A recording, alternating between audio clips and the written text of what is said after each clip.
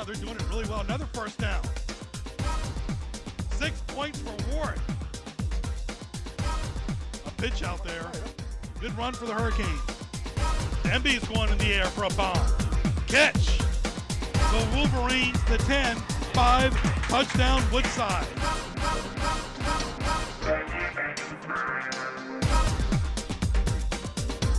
And welcome to beautiful Todd Stadium for another Friday night football extravaganza with NNPS Telecom live on YouTube. It is Woodside versus Denbigh. Greg Bicaveras along with Nate Milton. Nate, always a great matchup. Absolutely, Greg. Friday night football, always great to be back in the booth with you, my friend, for this crosstown matchup. Woodside trying to get back to 500. Denbigh trying to keep this momentum going, led by quarterback Kevin Parker. Woodside will be in the white and purple. Not trying to copy Menchville, huh? And, of course, Denbigh in the imitation is the greatest form of flattery, my friend. Denbigh in the all red. We've seen Denbigh in the all gray earlier. Let's get down to the field. Nate, first of all, what are the keys for Woodside, who they are 3-4 on the year? I think for Woodside, they've got to come out, Greg, and establish the pace of the game, establish the tempo of this contest. They want to come out here and dictate things to Denbigh. The purple fooled me, Greg. The purple fooled me. For Denbigh, though, I think what we need to see from Denbigh is controlled aggression, both on offense and on defense. I want to see these young men flying down the field. I want to see Parker and that offense trying to force the action. I think that's going to tell the tale tonight.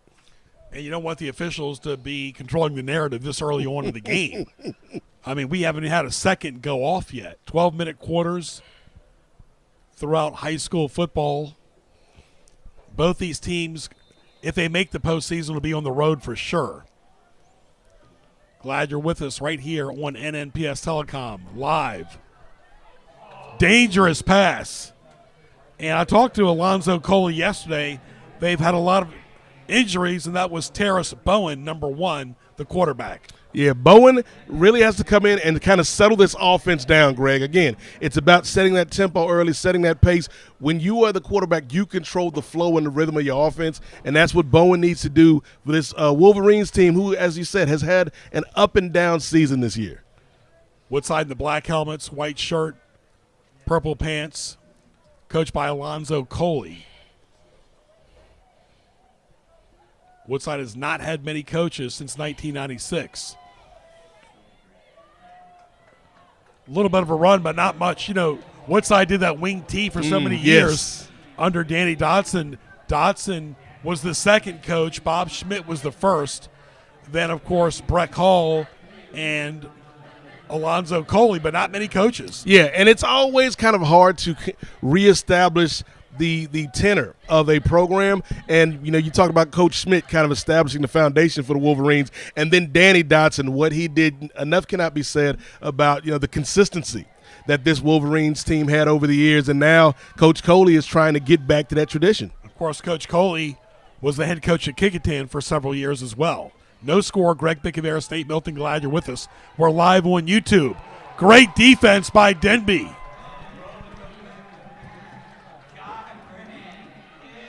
Excellent hit by the Patriots in the red. And, of course, Denbigh, Nate, we've seen that 4-4 defense, and that gave Woodside trouble. And that's what I was talking about just a few moments ago, Greg. Controlled aggression. We saw that right there from Denbigh. Pick your spots, and they did a great job with that front four, harassing the passer and being able to get in Bowen's face. Great job defensively by the Patriots. Woodside needs to button up that physical blocking. And, of course, Denbigh's trying to control the line of scrimmage. Both have to play more aggressive now as we're getting toward the end of the season. There's no tomorrow. You have to win your games.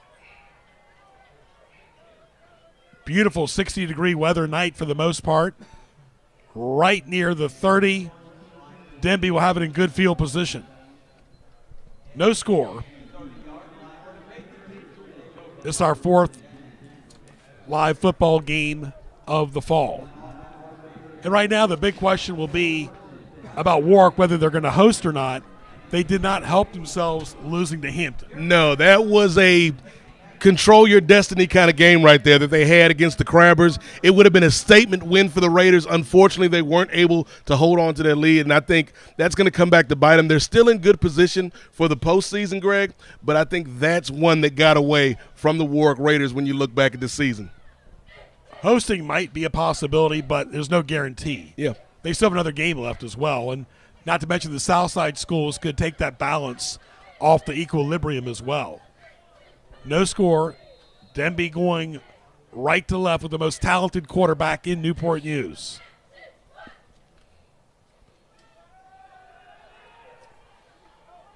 And that's complete for the Patriots.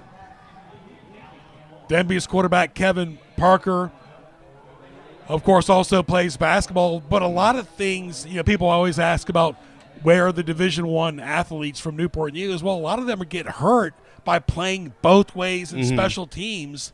And, of course, that can affect your college and your NFL because in college and NFL, you don't play both ways unless you're Deion Sanders. Yeah, Deion Sanders or Travis Hunter or somebody of that ilk. But, again, we'd still see some players like Messiah Delhomme, former Warwick Raider, who's at the University of Maryland. But it's not like it used to be, Greg, and I think part of that is kind of the specialization of collegiate athletics now. A little run there by the Patriots. Denbigh likes the spread offense. We just saw their 4-4 defense. Strength, of course, is their quarterback. Weakness is they're still a young team trying to learn how to win. Belief. Of course, Malone replacing the late Tommy Riemann. They did not make the postseason last year. Great pass players in this program like Mike Tomlin, Max Yates, Antoine Buffet. And, of course, they are 3-5. They still have to play Kecoughtan left. But if they make the postseason, that's a win. Right, and that's the thing, Greg. Right now you want to try to finish the season strong. And we're taking a look right now at Kevin Parker and this Denbigh offense. I'm telling you, folks, Parker has the tools, has the potential to be one of the best quarterbacks we've seen in recent memory if he can put everything together. Denbigh's had some great past coaches. We're in Newport News, Virginia. 7:08 Eastern Time. And, of course, we hear the fire trucks from here and the ambulances. That's the thing. Live on YouTube, doesn't matter where the scene is, we're going to hear the sound effects. Absolutely. But Matt Boone, John Quillen, A.C. Cawthorn, and Malone is right up there with them. He's doing very good in his first year. Matt Boone was the dean for Denbigh. Of course, both teams are trying to get that elusive big play. Yeah, and when you look at Parker, he's a kind of that prototypical dual-threat quarterback. He can do it with his legs. He can do it with his arms. He's becoming more and more comfortable dropping back and passing, Greg, and that's what I would like to see him work on the remainder of the season because when you start to play some of those bigger teams in Hampton or on the south side, you can't just grind them into the ground on the running attack, Greg. You're going to have to air that thing out, and I want to see that facet of Parker's game kind of expand. Denbigh likes that 4-2-5 defense. The strength is the line and their speed. A little slippery right there. Slippery when wet. And that was the Patriots wearing the all red. And way before there was Woodside, all these kids went to Denbigh. Yes. It's so funny, Greg, because I still refer, when I'm talking with friends, whether it's at work or we're, having lunch or something, I still refer to Heritage and Woodside as the baby schools in Newport News. But the babies is all grown up now, Greg. They're 30. The babies got mortgages. The babies got kids of their own. Absolutely. I mean, it's been 25 years since Heritage won the state championship. Yeah. Nate and I called that in Richmond. Nice catch by Denbigh. That play-action fake works really good. And that's the thing, again, I want to see this portion of Kevin Parker's game start to unlock and expand more because if that's something that's on the table, Greg, if that's something you have to worry about, then that rushing attack becomes even more potent when you add that passing complement. And there's no reason for him to play conservative. I mean, they're 3-5. Let that talent come out of the shell. Let Kevin cook is what I would say. He needs to just play it out, wide open. No reason to harness anything. He is the most talented quarterback in Newport News. Give him all the ingredients, all the spices, some Tony Sasher. Let that young man cook, Greg. Yep, he was a leader as a freshman. Yeah. He's just maturing more now this year. Nate and I are expecting bigger things next year. Right there at the Newport News logo. The blue and gold. Newport News High School's similar colors. And Denbigh on the outside. One thing about Woodside you notice, and Denbigh, there's a lot of players on the sidelines, which is good. Means one word, they believe, and they haven't given up. Well, it's all about buy-in, Greg, and we're not talking about a certain basketball coach when I mention buy-in. We're talking about the kids buying into the program, the kids buying into what the coaches are telling them, and so we're starting to see that now from Denbigh. Even though the record isn't the greatest, this is a program where you can kind of see the building blocks of a team that could be dangerous next year. And we're seeing that on this drive right here. Long drive for Denbigh in the red. Not much juice there. I never understood why these kids go backwards. And when you start going backwards, you get pushed backwards. He's trying to make something happen, so you got to give the kid credit for trying to make a play. But sometimes, Greg, discretion is the better part of valor, and you just kind of got to go down before you cause an even bigger loss. That was number 7, McIntyre. We saw Denbigh play Menchville earlier this year. And, of course, they beat Menchville, Nate's alma mater. First quarter here at Todd Stadium, game number 4. Nate's 27th year, my 37th as well. October 24th. Nate will get more into that in the second quarter.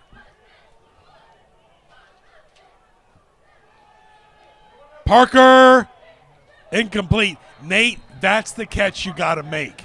If you want to be taken serious, you've got to make those catches when the weather's not a big deal and there's no pressure from the defense. Yeah, those contested catches, particularly on the money downs, Greg, particularly on third downs, you want to make those catches so that way you convert for your team. And I've always said it over the years, if it hits you in the hands, you got to bring it in, young man. He wasn't able to do that on that particular play. But overall, outside of a few hiccups here and there, I thought Parker and the offense looked like they were getting some momentum, but you just got to convert on third down. And you got to get some rewards for your hard work, like get points. No score. Midway through the first quarter, Greg Bickaveris, Nate Milton live on YouTube. Wobbly punt in the fall-autumn air. All right, we're going to take a break right now. It is no score from Todd Stadium. We'll be back after these messages.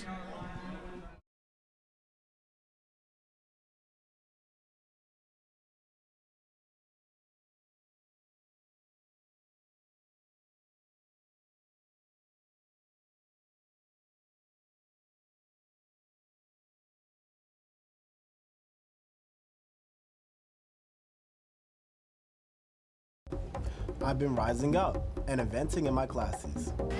I've been rising up to be the best student athlete I can be. I'm rising up as a leader in my school. I'm rising up to prepare for my future career. We are all rising up and preparing ourselves for success. Thanks to our dedicated teachers and staff in Newport News Public Schools. Rise up!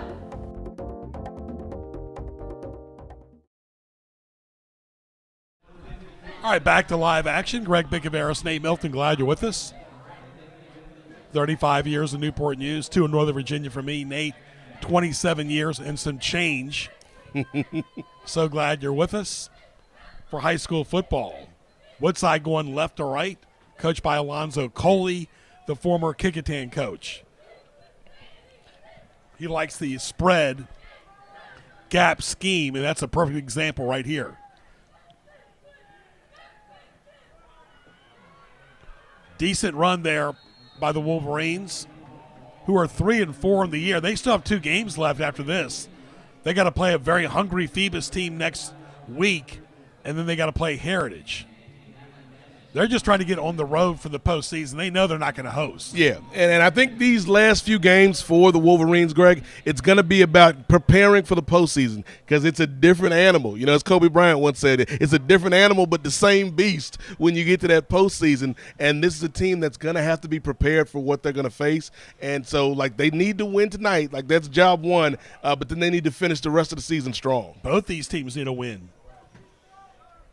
This is the battle of Northern Denbigh tonight. Probably the second best rivalry behind Denbigh and Menchville. It is. Denby's got all the best rivalries, I think. Yep. Not much running room there for the Wolverines. Denbigh, of course, the late Matt Boone, John Quillen, A.C. Cawthorn, and, of course, Woodside likes the spread gap scheme, like we said, 4-2-5 defense. The strength of Woodside is the line and the speed. Weakness has been the depth. Past players, of course, Welsh, Kenevis, Tyler. They did make the postseason last year, losing to Maury, as so many teams have recently. They beat Denbigh a year ago. And, again, we're kind of seeing the maturation of this Woodside team, Greg. Again, you know, when you have something established for so long, like not just Coach Dotson, but that wing T offense that a lot of those players kind of grew up in, and now you're switching it to something different, maybe something a little bit more explosive. It's going to take some time. It's going to have some growing pains, but I have faith and confidence in these Wolverines. It's taken these players several years to recover. Imagine working like a second shift on a Friday night and trying to have to work Saturday morning. It's the same thing.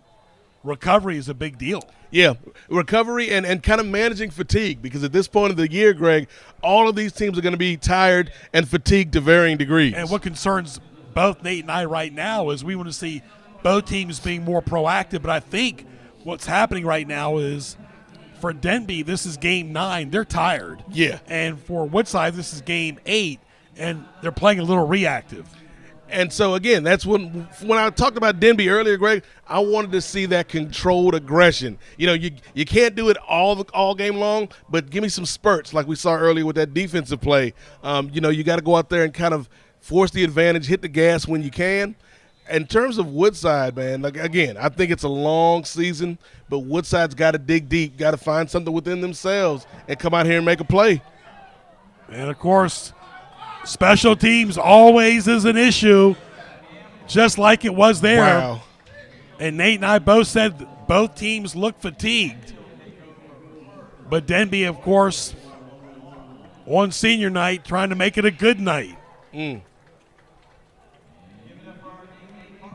when you don't have strong passing games, you got to rely on the running game. And mental errors can get you every time, Greg. It's not just about what your opponent is doing. It's about how are you reacting, how are you responding. And so when you have silly mental mistakes or lapses like that, it can really put you behind the 8 ball, particularly against a team that you know has one of the best offensive players in the city. Timeout Woodside. Our officials tonight, referee John Lewis, and we have Demetrius Dotson, Mike Rogers, Ryan Medema, Anthony Harris, Aubrey Beckham, Floyd Pauling. Of course, our friend, the clock operator, Anthony Sam. Absolutely. Always great to see Anthony here on these games, Greg. But, of course, Nate and I have been talking about this all year long. What type of style do you have? What is your identity? You know, what is the turnover margin? The tackling. Have you improved your tackling? You know, what type of closing are you doing the fourth quarter? Discipline. Are you disciplined enough to play for 4 quarters? And penalties, you got to eliminate those. Special teams, right there. Denbigh played really good. And, of course, don't have too many drops. We've seen that too. So if we're having to answer all these questions this late in the season, you got a lot of work to do. Yeah, a lot of homework on the plate. But the thing is, how do you solve the 5,000-pound problem, Greg? Start with 1 pound. Put 1 foot in front of the other. And so you're not going to correct all of these issues in one fell swoop. But if you keep working together as a team, that's what I want to see from this Wolverines team the rest of the season, Greg. If they keep working together, trying to make some kind of progress as they head to the postseason, I think that's something that the coaches can get behind and instill in these young men. Denby's doing a good job managing the game. Parker, first and goal at the 1. And right up the middle, touchdown. Of course, Denbigh took advantage of it, and they get 6 points. QB sneak by Parker, straight up the gut, straight up the middle. He wasn't pretending, Greg. There wasn't a whole lot of fanfare. You know what we're gonna do. Can you stop it? No, they couldn't. Denbigh on the board first, and they again taking advantage of your opponent's mistakes or lapses in judgment. That is the sign of a good team. And I think Denbigh, while their record does not quite reflect that of a good team, I think they're getting better as the season goes on. Denbigh looked a little tired that first or so possession. They made up for it in special teams. Absolutely, because there's 3 phases of the game. You know, I know it's a cliche, Greg, but we've seen teams that have won with special teams plays. We've seen teams that have lost because of special teams plays. Special teams offense and defense, they all kind of work together. There's a symbiotic nature to the team. And it's good. Wow. The bad snap turns into a 2-point conversion. Big break for Denbigh. Nice catch. And McIntyre was a big part of that. And McIntyre and the crew were like, we meant to do that the whole time, Greg. That was the plan the entire time. But, yes, special teams again coming up big for the Denbigh Patriots as they take a 8-0 lead over the Woodside Wolverines. Big break for Denbigh on this fall Friday night. And Denbigh got great field possession. They've been physical up front. Well, one thing Woodside has to do, they have to be responsible for the inside gap and help outside as well. Denbigh likes spread, the zone, the gap scheme, the run-pass option. It's easy to have a run-pass option with a quarterback like Parker. Yeah, he makes the play calling very easy for the coaches when it comes to the offense. But what we just saw, Greg, on that last sequence was the importance of special teams because it was a special teams gaffe by Woodside that led to that field position for the Patriots. And then we saw right there the 2-point conversion for Denbigh, and those 2 points could be very valuable as this contest goes on. 8 points is a big deal. Denbigh on the nice kick. Woodside drops it, picks it up, and they fall down. And you look at some of Woodside's games this year. They beat Grassfield, lost to Norview, lost to Hampton, beat Menchville, beat Kickingham, lost to Warwick and Bethel. For Denbigh,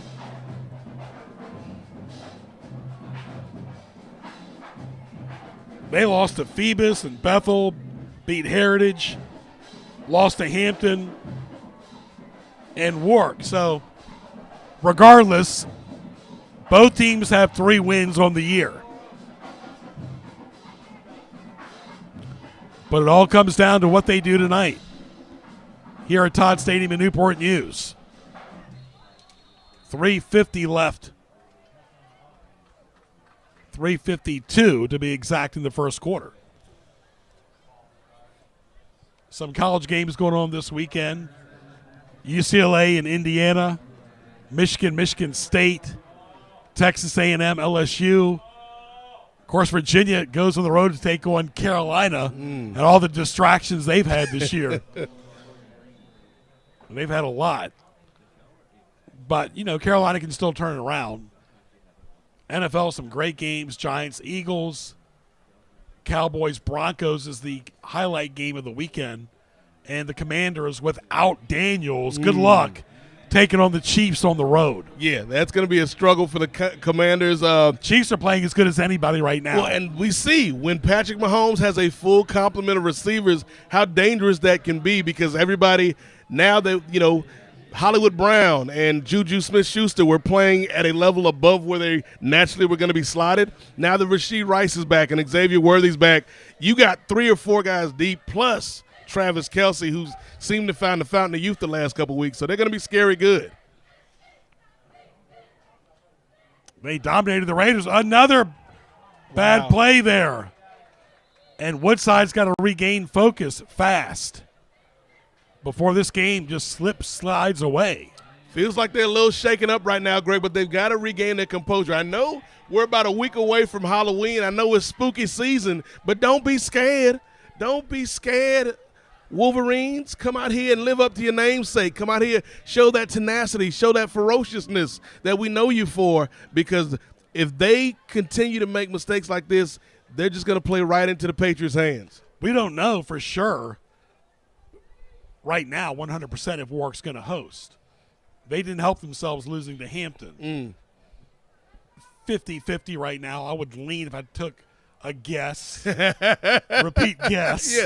Yes. Probably will don't go to find that basketball coach we were talking about, Greg.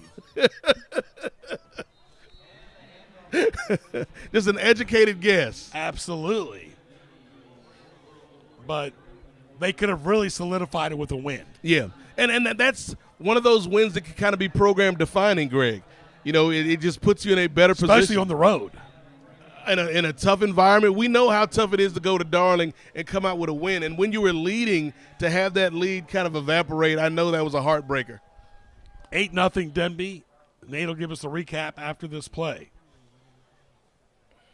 Both teams have 3 wins this year. Woodside did make the postseason last year.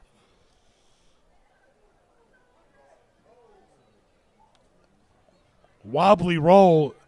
Patriots are having great field position. Nate, the recap. All right, well, second verse, same as the first, much like we're seeing right now, Greg. Special teams has been crucial early on in this contest. It was a special teams blunder that led to great field position for the Denbigh Patriots, and Kevin Parker scored the first touchdown of the game on a QB sneak, and they got the 2-point conversion. That leads us to where we are right now, 8-0. The Denbigh Patriots on top, and as you mentioned, Greg, they have excellent field position following that punt. We're 2 months and 1 day from our favorite Santa time of the year, so Nate and I will give our 3 top candies in the second quarter and our 3 top Thanksgiving items in the fourth quarter. Okay.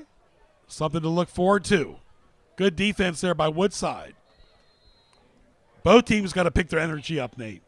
Both teams do need to have that kind of increased sense of not desperation, Greg, but of urgency. A sense of urgency that we've got a job to do tonight. We need to go out here and finish the story. As Cody Rhodes, a famous WWE wrestler, would say, they need to come out here and finish the story when it comes to getting this win. 3 timeouts per half, and they don't need to burn so many so early. They don't carry over. They only played 12-minute quarters in high school. Screen pass complete and dropped. Incomplete. But anyway, stay focused like that for 48 minutes. Offense, defense, special teams has to be in sync. Listen to your coaches, game plan and scheme. It's not early in the season anymore. You can't use that as an excuse. No. And on that last play, Greg, I'm a big fan of the screen pass. I think that's a play that you can use to get the defense on their heels because they're coming with so much aggression, and you can kind of one of those gotcha plays, Greg. It's one of those gotcha plays. They weren't able to connect to it on that last play, but I would keep that in the back pocket. I'd keep that in Kevin Parker's bag of tricks. They may not need it tonight, Greg, but up against some of these other opponents, screen pass can be very effective. Parker.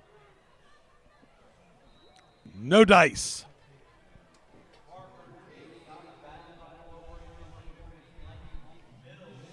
And, of course, the big play is important. We haven't seen that tonight except for the special teams. Yes. And, of course, play the ball and focus on yourself, not the opponent. Eliminate penalties and turnovers. All 3 phases, like Nate said, have got to click.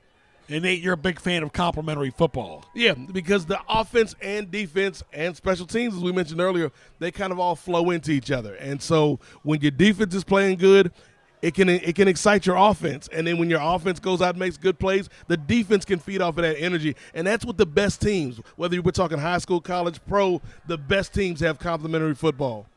Just like that. Woo! Nice strong finish by Denbigh. Touchdown. Denbigh is fired up tonight at Todd Stadium.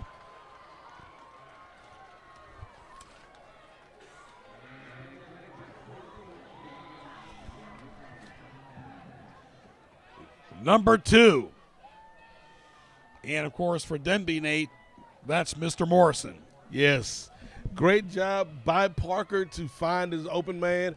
Again, that was a on-time, on-target pass right there. And we're seeing Denbigh starting to get into the groove.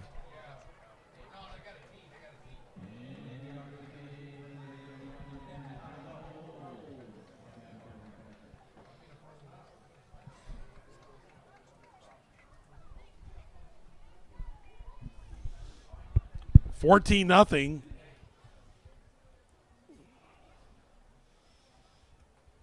Denbigh in the red trying to extend their lead late in the first quarter.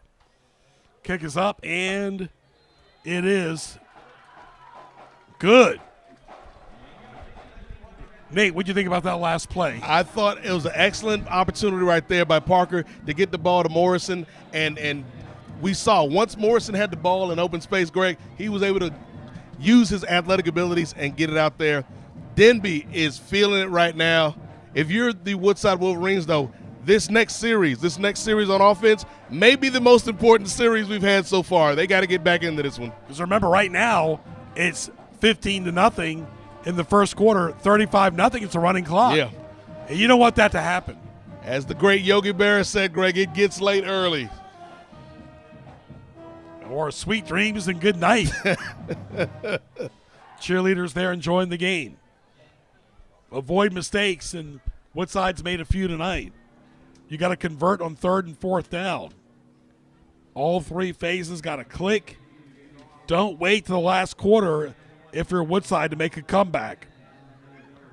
Execute. Take advantage of opportunities, and Denbigh has tonight, Nate. Bench support from the game, staff, and fellow players. Been a big fan of Denbigh's RPO this season with Parker.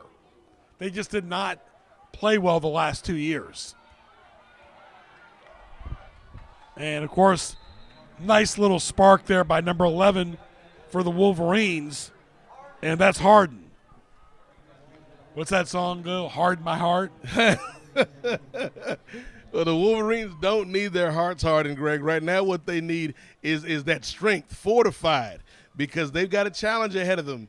Denbigh is starting to feel good right now, so Woodside has got to scratch and claw and get back into this ball game, and it would start, in my opinion, with a nice prolonged scoring drive to kind of take some of the air out of this Denbigh crowd.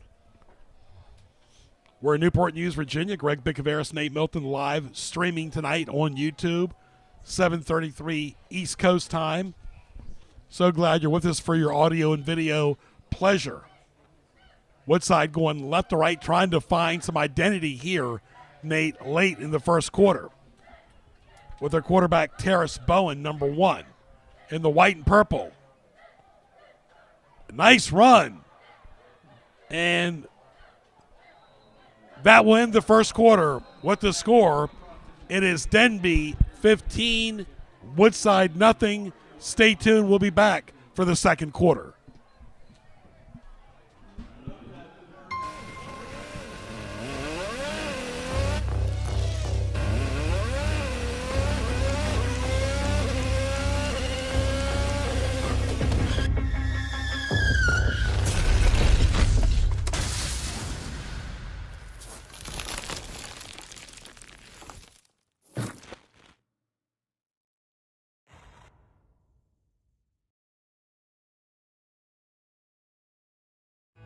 I want to be a historian. I want to be a marine scientist. I want to be an oceanographer. I want to be an astronaut. I want to be a zoologist. I want to be an engineer. Virginia is rich in educational resources. Virginia is for. Virginia is for. Virginia is for. Virginia is for Virginia's for learners.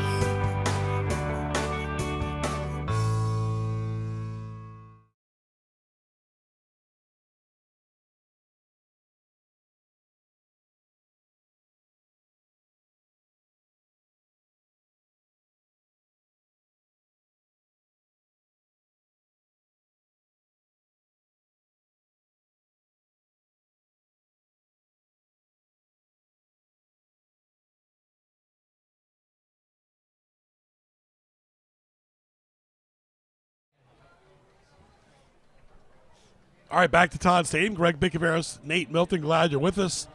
On YouTube, you can go to your Contour app, watch it on your TV live, watch it on your laptop, your desktop, or your phone. And Nate and I finally got our phones working where we can hear the audio now. Yes. There's no game good without audio. No, you got to have the audio, the audio and video components working together. And for those with a keen ear, you may have heard the Denbigh band playing Nate Dogg and Warren G's Regulate during the break, and that is what Denbigh's trying to do on defense, Greg. They're trying to regulate on the Wolverines. Woodside needs a total reset going into halftime. They need a spark here in the second quarter.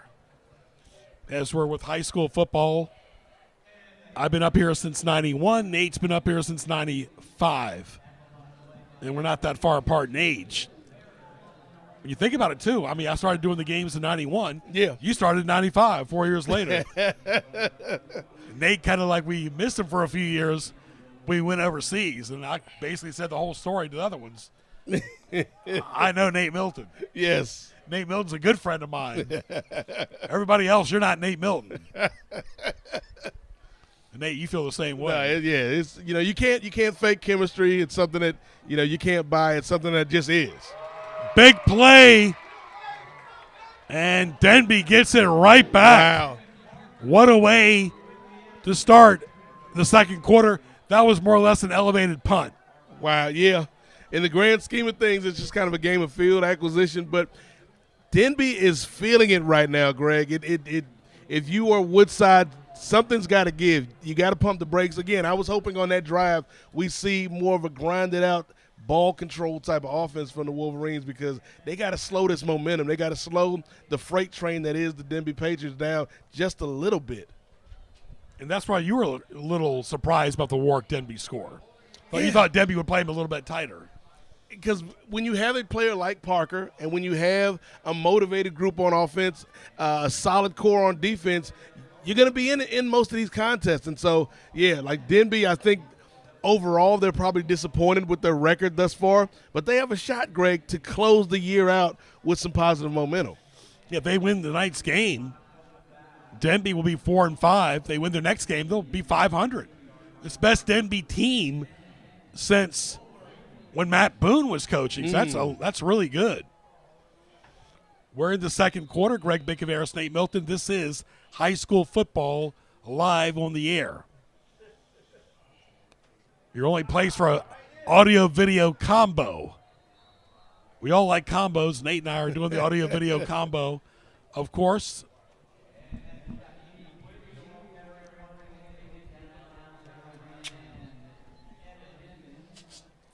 Good night for football, Greg. And I know, like you said, we've been doing this for a while, my friend. I know tonight's not an easy night for you, brother, but it's great to always be here with you, man. Absolutely. Yep, it was this day, right around this time, we were up here, and my dad passed. It was one of the most difficult nights of my life. 2003, October 24th, Jim Bicaveras went to Newport News High School, married my mom in 1963, had 2 kids, have a granddaughter. May my dad's memory be eternal. He was a big Ohio State fan. Newport News High School graduate of 1951. 2 sisters, Stella and Georgia. He loved his Ohio State football. My dad and I got along real well, but it's like any dad and son. We could agree to disagree. Yeah. He always told me, act like you've been there before. He always told me you learn from your failures. I said, Dad, who wants to fail? And you realize as you get older, he was exactly right. You never learn anything when everything is going well. You learn from, when you're down and out. and life can always beat us up. Absolutely. And again, wise words from your father. And again, as you said, may his memory be eternal because, when somebody's gone, they're never really gone, Greg. We can't talk to them like we used to. We can't see them like we used to. But their legacy and the impact that they left on folks' lives is still here. And I know your dad's looking down on you, and he's proud of you, my friend. Yep, his spirit's still alive. His spirit's up here. He came up here one year, ironically, when I was doing the PA for a football game up here between Denbigh and Kickingham. But he always used to watch us on TV and so forth. So my dad was great. Used to go to a lot of UVA games, William and Mary. Loved football. Probably loved it more than a lot of my family members did. And football is such a bonding sport. Yes. And the pass is complete. Touchdown, Woodside. Woo! Just like that. Woodside got that spark and they're back in the game. That's exactly what the Wolverines needed, Greg. They're like, this thing is not over, Denbigh. This thing is not over. We're going to get right back into this contest. That is exactly what the Wolverines needed, what the doctor called for. We got a ball game now, folks. But Woodside does not want to just score on fluke plays either. They've got to sustain it for 4 quarters. Yeah. You don't want to play like a lottery. You want to win consistently. Well, yeah, you can't just go out there and keep throwing the haymakers. You got to hit the combinations, like Larry Merchant used to say on the HBO boxing broadcast. You need punches and bunches. A sustained offensive attack is what it's called for, but that's a great way to start for the Wolverines, Greg. It's a big-time play because this game was starting to get away from them. It was starting to slip away, and that's a big-time play.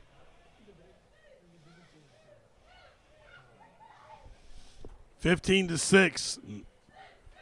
Special teams kick is up, and kind of a basketball rim bounces in. It's not basketball season yet, except in the NBA it is.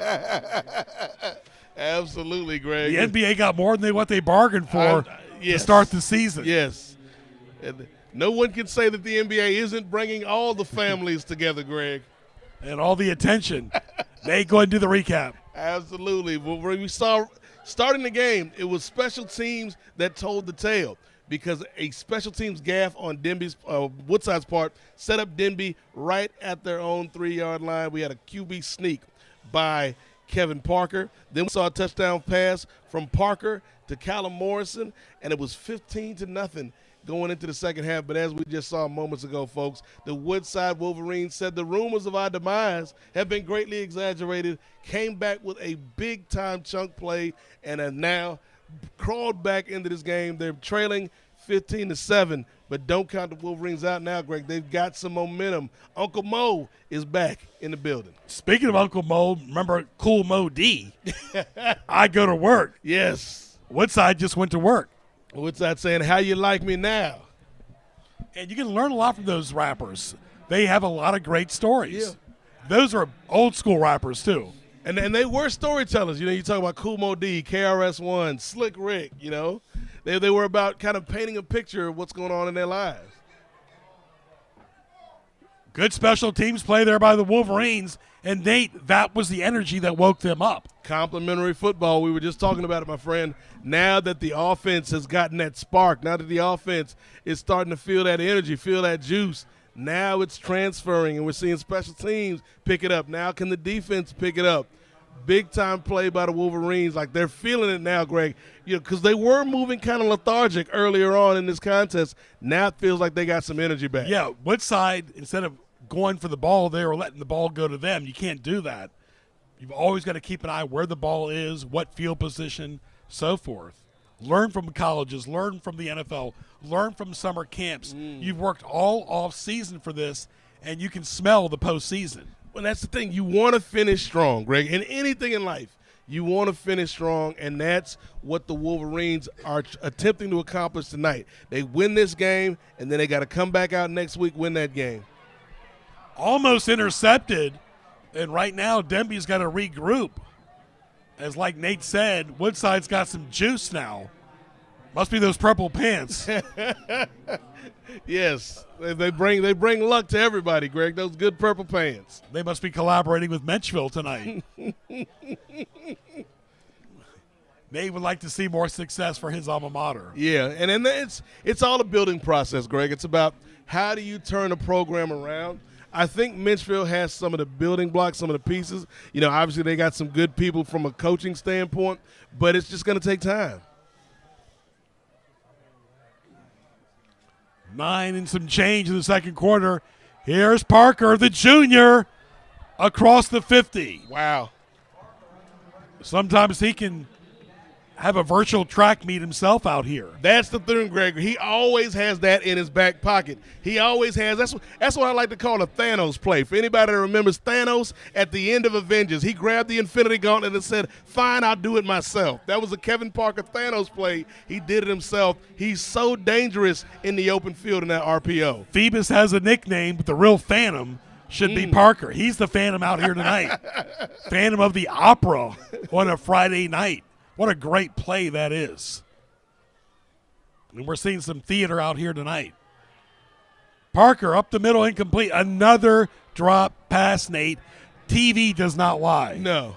TV shows you everything in 4K even with these wonderful cameras we got out here. Shout out to our staff and crew here bringing you the sights and sounds of Friday Night Football live from Todd Stadium. But again, Kevin Parker and his offense, they have got to come out here and reestablish the momentum and the flow and the rhythm that they had. Nate and I'll get to the candy after this play. Let Nate do the honors for the first 3, and I'll do my 3. We're keeping it to 3 tonight. Just 3. Looks like they're both playing double run there. Good run by Parker. Uh-oh. He's on the outside. You can tell Parker does not want to get hurt. Oh, look, speaking of the Phantom, look at that bike out there. That right there, I know who that is. I went to high school with him. His name is Steve Copeland. Oh, wow. Yeah, he isn't mine. Steve's a good guy, but he likes attention. And he's wearing the glow-in-the-dark bike tonight. So if you guys know Steve Copeland, he's out here at Todd Stadium having nothing else better to do tonight. Phantom of Warwick Boulevard. Of course, I went to high school with the Phantom. 8:43 left to intermission. Greg Bicaveras, Nate Milton, 15-8 Denbigh. This is the Battle of Denbigh, the concerned citizens of Denbigh. Nice catch. Ooh. Run after catch. Wow. Touchdown, Denbigh. Number 7, McIntyre. Woo.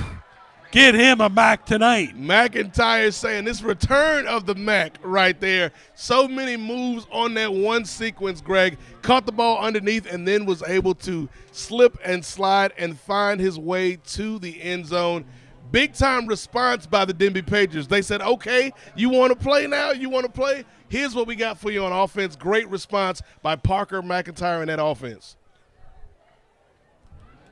We'll see what happens, though, Nate.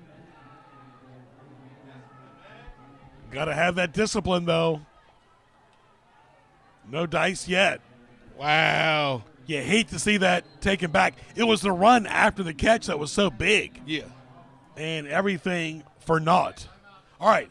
It is 15-7 Denbigh. 8:30 left in quarter number 2. Greg and Nate with you. We'll be back after these messages.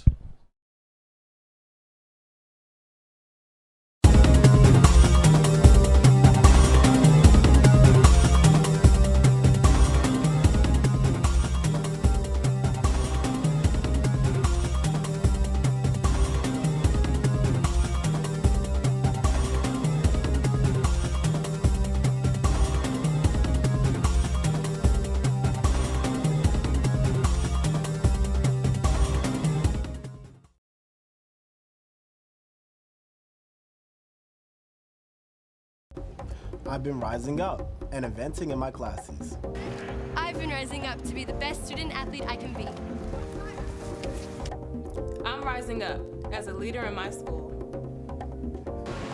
I'm rising up to prepare for my future career. We are all rising up and preparing ourselves for success. Thanks to our dedicated teachers and staff in Newport News Public Schools. Rise up!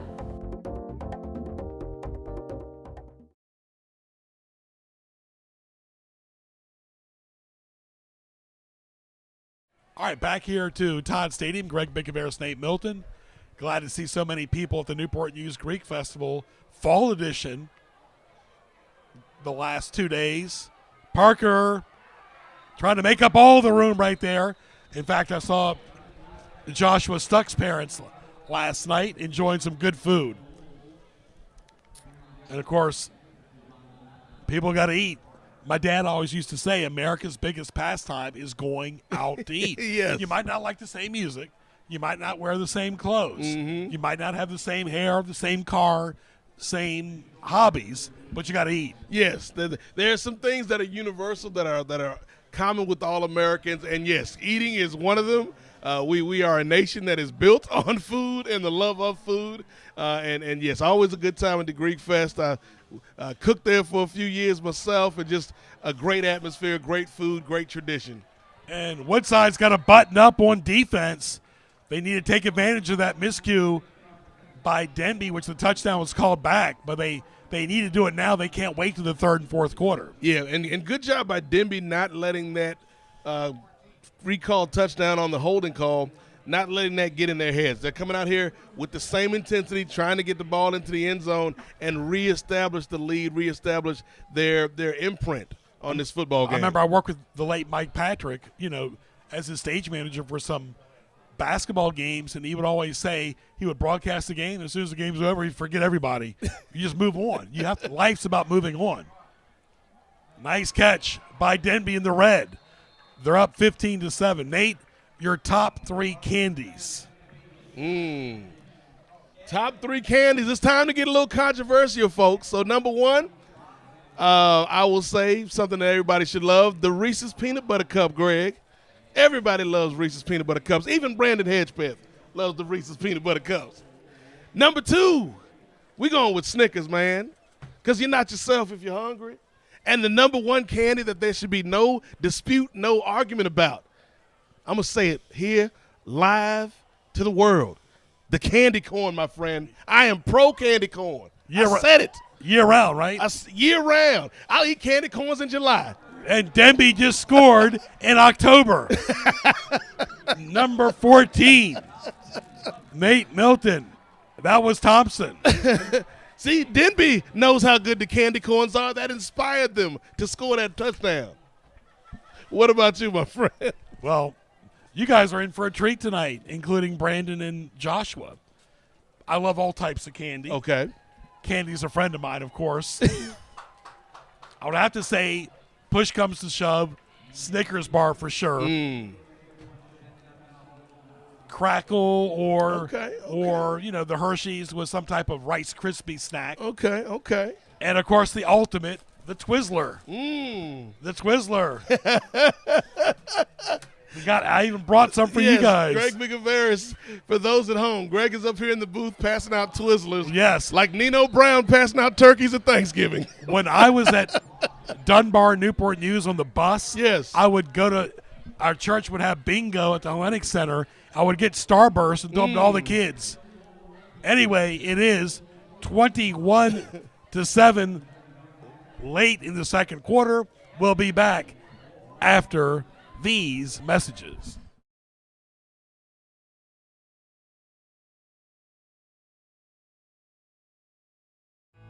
I want to be a historian. I want to be a marine scientist. I want to be an oceanographer. I want to be an astronaut. I want to be a zoologist. I want to be an engineer. Virginia is rich in educational resources. Virginia is for. Virginia is for. Virginia is for. Virginia is for. Virginia's for learners.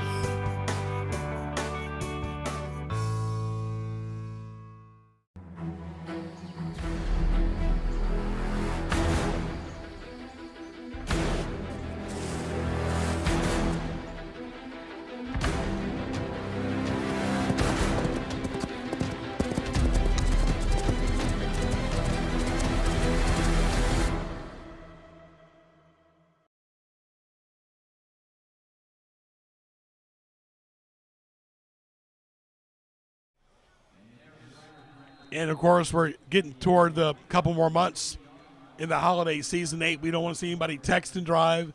we don't want to see anybody email and drive either. Absolutely not, my friend. And you caught me unawares because I was enjoying the delicious Twizzlers that were provided to us up here in the booth, my friend. But speaking of delicious, the Denbigh Patriots offense starting to look a little bit more tasty here in the second quarter. And they're elevated that lead 21-7. We mentioned Denbigh's had great coaches like Matt Boone, John Quill, and A.C. Cawthorn. Nice 14-point lead, and despite some mental miscues by both teams. Right. Well, and we talked about it all night, Greg. It feels like both of these teams, as we see the ref stopping the action, both of these teams felt like they had to kind of get into the flow of the ball game. And now the juices are flowing, and both of these teams are coming out here. We're seeing punch, counter punch. Woodside offense starts to pick it up. And then we see KP. Some people are comparing him to somebody like a Mike Vick back in the day. Somebody we can see kind of the characteristics of somebody like a Lamar Jackson. You just want to see next year, Greg. I think next year is going to be the year when we see him as a senior. Is he going to take that next step, that next level up? But we're starting to see Denbigh's defense step up as well. And so I am excited because this game is something that looked like a little lethargic earlier with Heritage, with Woodside. They looked like they were playing Heritage, quite frankly. But this is going to be a ball game right now. It's competitive, and I don't think either one of these teams wants to give it up too quickly. You don't want to play to the level of your opponent. You want to play better. You want to elevate it. That's the thing. You got to play elevated football this time of the year. Learn from your past mistakes and move on. Once again, Woodside's 3-4. Denbigh is 3-5. Both teams at least trying to get to 500 this year, and it won't be easy. Denbigh will be off to a good start if they get the win tonight. 6:40 left till halftime. Woodside going right to left. Can only do but so much coaching upstairs. Flags all over the place. Nate, in the fourth quarter, we'll do our 3 top stuffings. Well, I just gave away one. Spoiler alert. I just gave a spoiler alert. 3 top Thanksgiving treats. And you know what? Rolls can be one. We'll just say that. Okay, rolls can be one. Because sometimes rolls can beat out a lot of things. Okay, there's a lot of great things you can have at Thanksgiving. I know somebody out there in the community, a big-time member of the community, loves deer for Thanksgiving. I've seen enough deer in my yard to last a lifetime. You haven't lived until you had a deer quesadilla, Greg. Deer are not welcome in my front or backyard. Neither are fox. Oh, dear. Oh, dear. Yep. What did the late Dick Enberg say? Oh, my. I work with the very sharp Dick Enberg in Kingsmill and work with the older, refined Dick Enberg in Baltimore.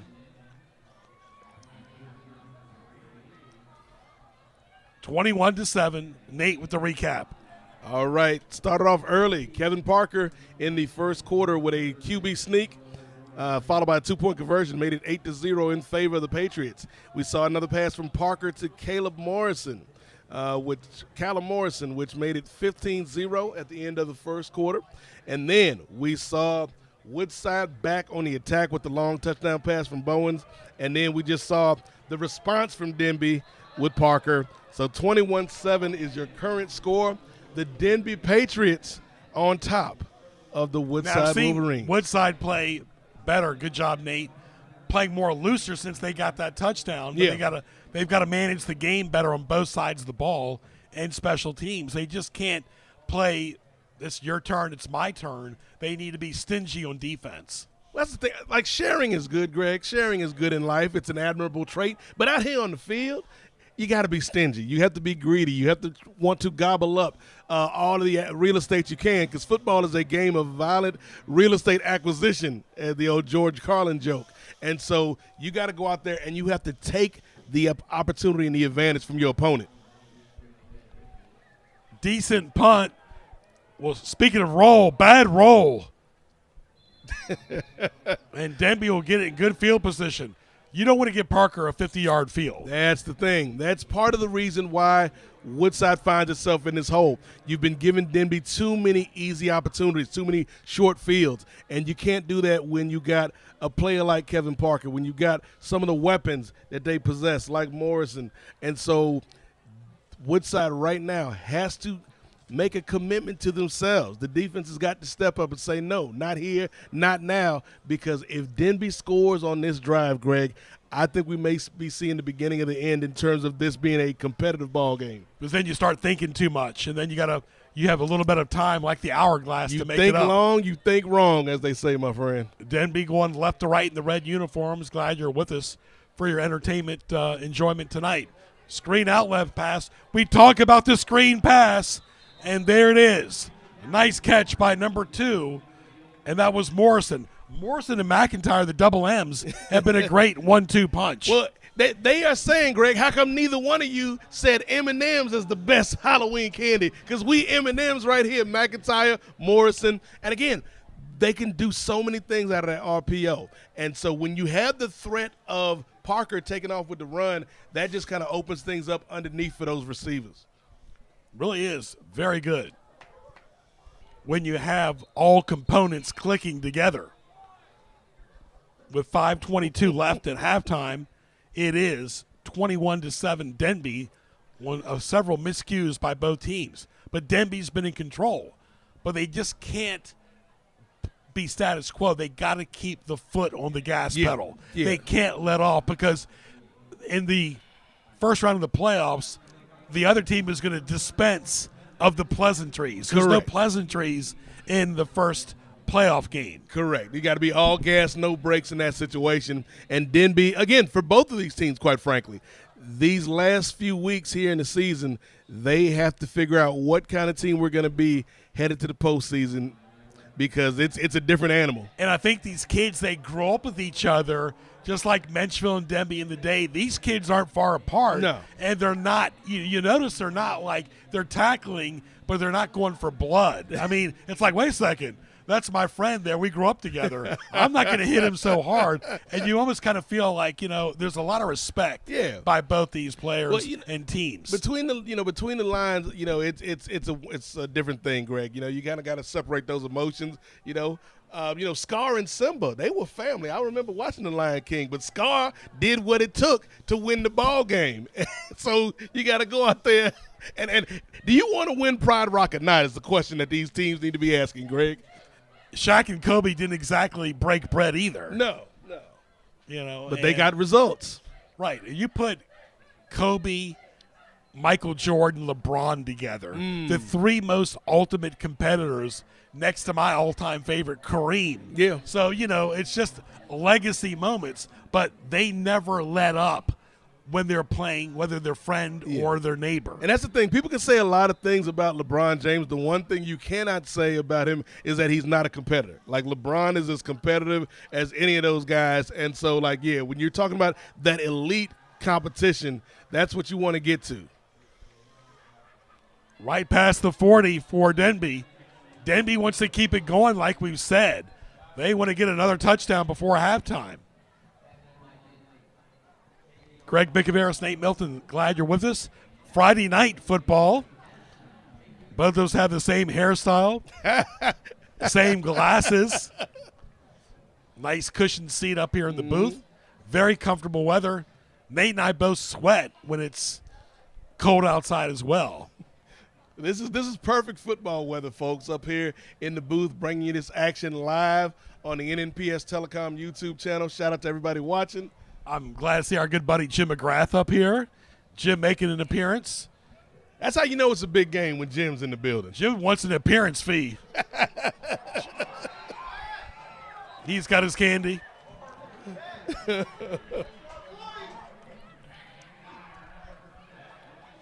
And really, you got to put away it's your friend or your neighbor. You're looking for a win. And that we saw that a lot back in the early days with Denbigh and Menchville. It's that rivalry. And so this rivalry with Denbigh and Woodside, it's not quite to the level, in my opinion, of Menchville and Denbigh, but it's the next best one. And so you got to come out there because these games are important. You want to come out here and make a statement against your rival, get a big win that can propel you to the postseason. Greg Bickaveris, Nate Milton, glad you're with us here at Todd Stadium in Newport News. 4:47 left. We want to see both teams a lot more proactive in the second half. And, Nate, that's something you can drill and drill and drill, but it's really up to the players to execute that energy. And where's that energy sustained? Let it go. I've always said this about Parker. No reason to be conservative. Let it out. He's got so much natural raw talent. Just as talented as Aaron Brooks was in high school. That's who he reminds me of. Yeah, I think people forget how good Aaron Brooks was at the high school level and the collegiate level as well. And a good pro. He played for the Saints. Scary pass, intercepted. Wow. Flags all over the place. Interception by the white and purple Wolverines. I'll never get used to seeing Woodside with the purple on. That's Minchfield's thing. Come on, fellas. That's Nate's alma mater. Don't rub it in on Nate. As we always say, Nate's never late. I never. Not once in my life have I ever been late, Greg. But as Ashanti and Ja Rule once said, I'm not always there when you call, but I'm always on time, Greg Bigaveras. Exactly. Now it's vogue not to answer. And there you see NNPS Telecom on IG. Check us out on Instagram. You see Carl in the background there, trying to be an extra tonight. You got the 1-2 punch, the duo. And there's a 1-2 punch over there. They're the twins with the jackets on tonight. I tell you what, they look like they're about to put out the hardest rap album of 2024. But 2024, it's 2025, Nate. Yeah, but they haven't worked on the new stuff yet, Greg. Okay. The new album's coming out in 2026. Takes 2 years to put these things together. Nate doesn't know what year it is. All right, Nate, both teams are playing sloppy here late in the second quarter.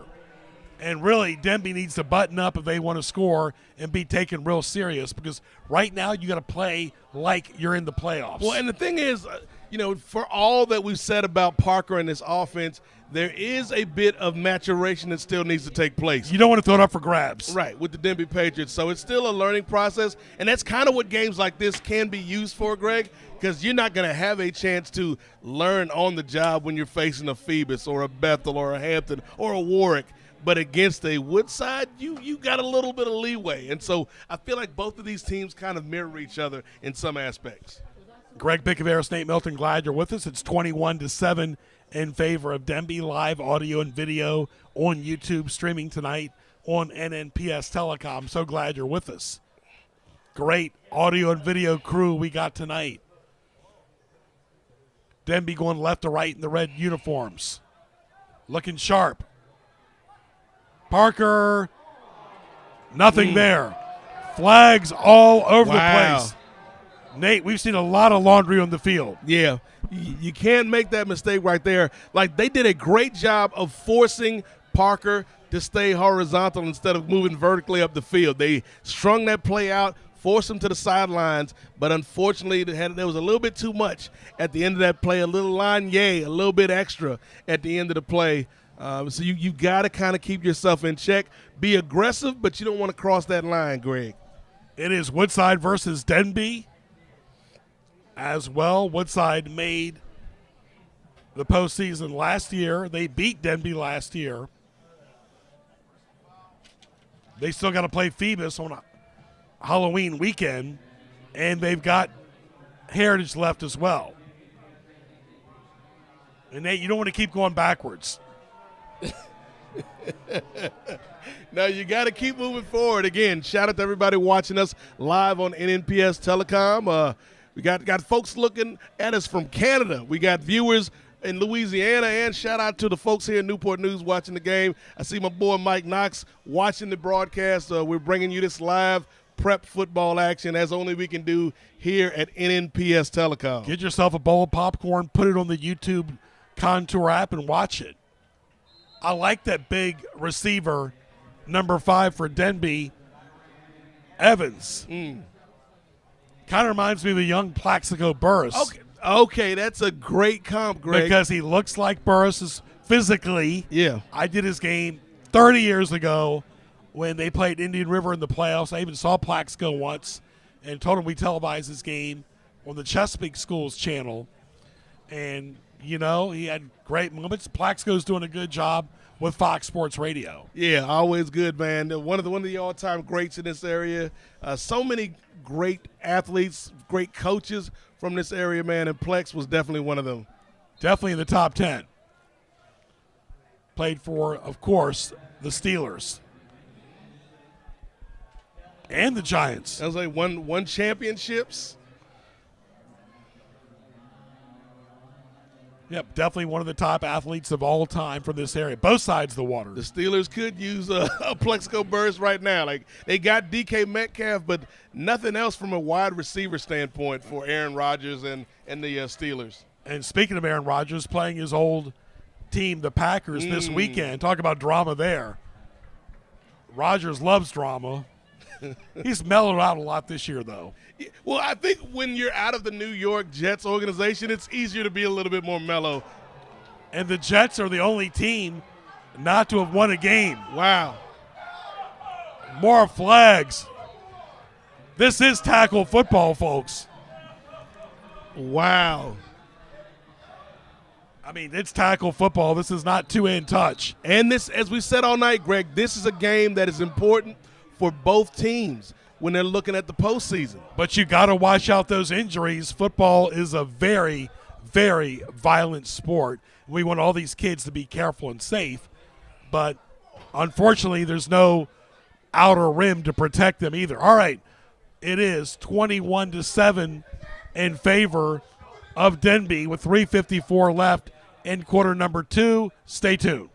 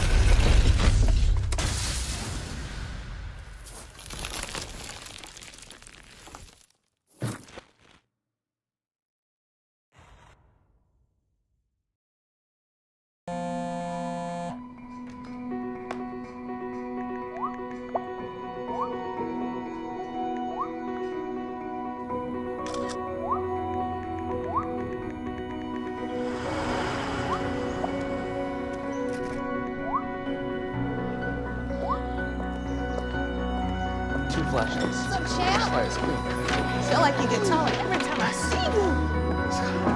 Congratulations, Brandon. Thank you.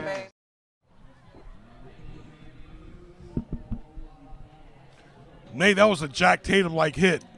Well, and the thing is, we got a personal foul penalty called on the Woodside Wolverines. Definitely not what you want to see. But there's a line, Greg, like there's a thin line between a good, solid, aggressive tackle and something that crosses the line, and the officials deemed that to be over the line. They said helmet-to-helmet contact. They deemed it to be a personal foul. Football, you're allowed to hit somebody. In public life, you're not. That's a no-no. No, I don't suggest you go out there and start hitting people on the street in real life, Greg. This is where you lay out your aggression here. But it's a very violent sport. There's no doubt about it. Parker, another drop pass. You've got to make that catch right in the hands of the intended receiver.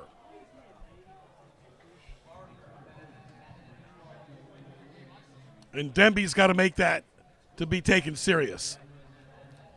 We're starting to see what Parker looks like when he gets in rhythm, though, Greg, when he's looking for Callum Morrison, when he's looking for McIntyre. Winston dropped it. He didn't light it up. And Winston, right, he's trying to get Winston into the ball game now.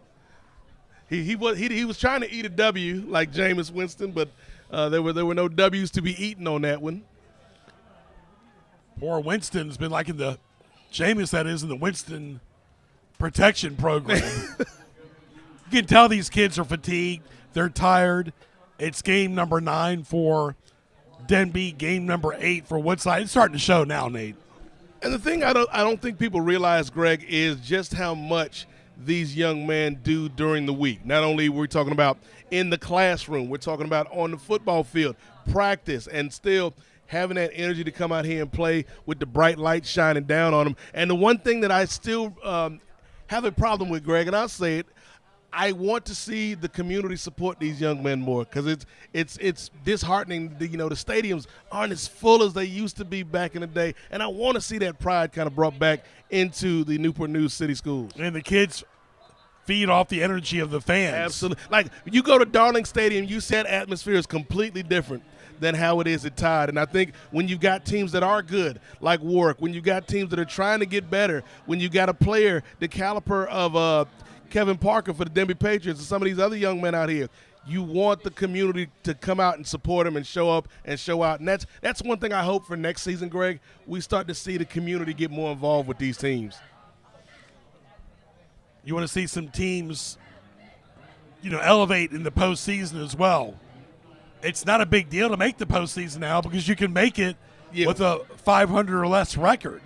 And right now, Denbigh's in the catch-up red zone with 2:53 left.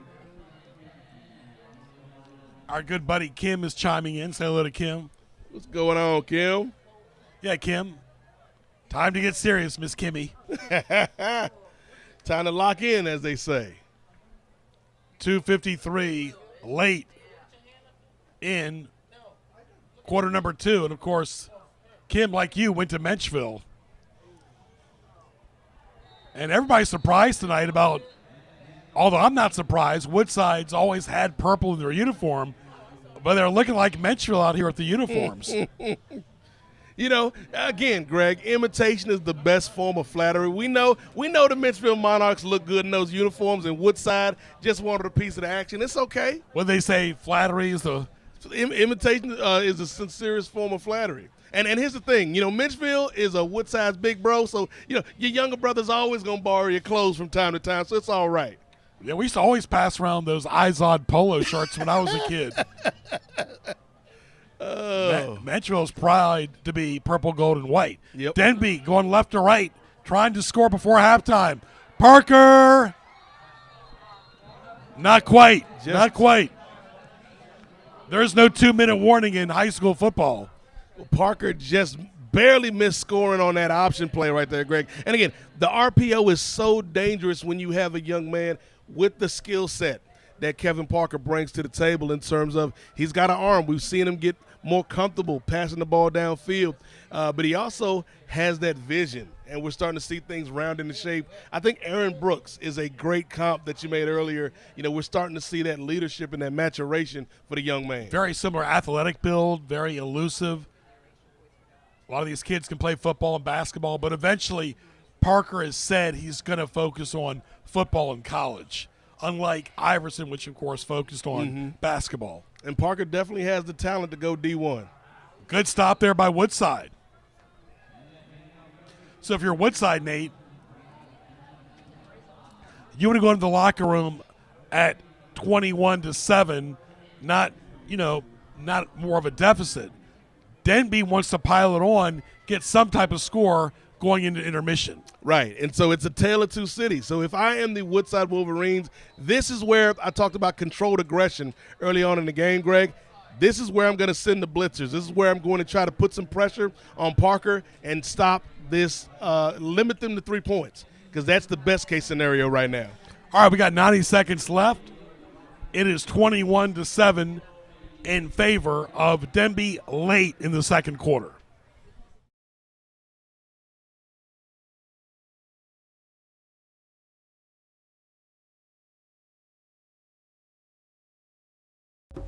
I've been rising up and eventing in my classes. I've been rising up to be the best student athlete I can be. I'm rising up as a leader in my school. I'm rising up to prepare for my future career. We are all rising up and preparing ourselves for success, thanks to our dedicated teachers and staff in Newport News Public Schools. Rise up!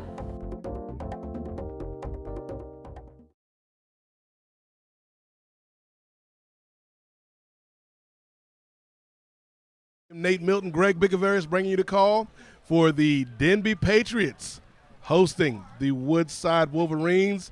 Denbigh threatening to score, Greg. This could be the big moment right now where they take control of this game heading into the half. The Wolverines, though, are going to try to rain on that parade. 4th down and 2, though. They're going for it. Bold call. From the 3. It's hit or miss right now. Parker. Touchdown. No flags. Big play by a big-time junior quarterback. 27-7 in favor of Denbigh. As the concerned citizens of Denbigh have nothing to be concerned about tonight. Big-time call right there by the Denbigh Patriots. Again, on 4th and 2, going for it, able to get the score, putting more distance between them and the Wolverines. That's a decoy, though, too. He can be a decoy as well. And Raymond Malone, the head coach, he's one of 3 new coaches in Newport News with the Heritage coach and the War coach. He's got a big movie afternoon planned for his kids in a few weeks. Did he tell you what the last movie was? I don't know, but he likes the Transformers. Okay. He likes horror movies himself. 27-7, Denbigh. Looking like a horror movie right now for the Wolverines. Pass is complete. Nice catch by number 3, Winston. And just like that, from 21-7, it's 29-7, all Denbigh late in the second quarter. Winston making up for the previous drop on that last reception. And this is what it's all about for the Denbigh Patriots, folks. If you are new to seeing this team, this is a young team that is coming into this game. They've had some growing pains on the season. But Denbigh has come out here tonight with an effective game plan.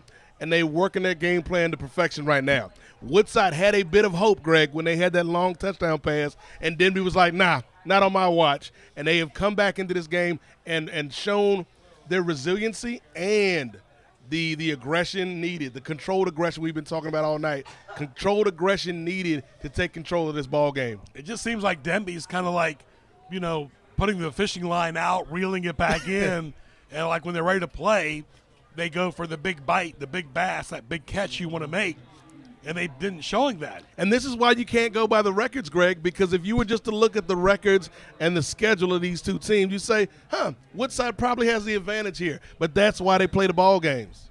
You always determine it on the field. These kids' academics, athletics, activities. And Denbigh's clicking tonight. Drop. That's focus and concentration right there, folks. Number 1 gets hit hard. And that's Terrace Bowen. You don't want your quarterback returning kicks. No. You just don't want that. This is not Ronald Curry. I don't care how good an athlete that young man is. A lot of players now will say, he got that dog in him, Greg. Well, I don't care if he's a dog, he's a mutt.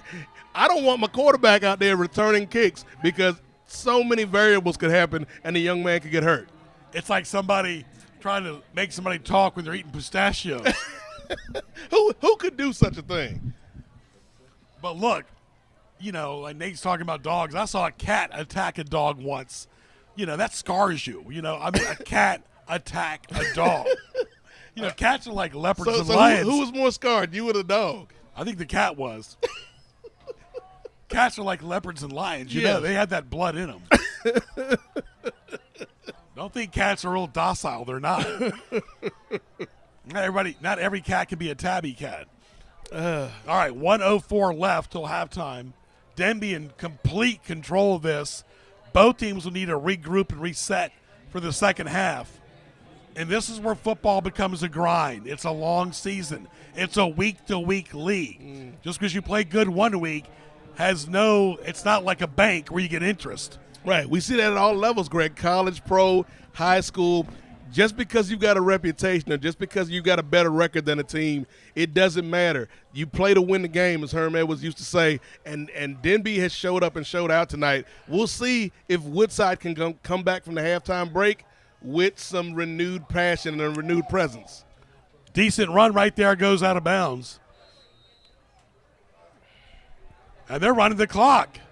Boy, everything is going on tonight. It's not even a full moon or Halloween yet. And the clock continues to run. It sure is. Interesting. Spooky season, folks. That is really odd. That's halftime. Wow. I mean, I've seen it all tonight. The kid went out of bounds, and the clock didn't stop. All right, it's halftime. 29-7. Denbigh, enjoy the halftime festivities.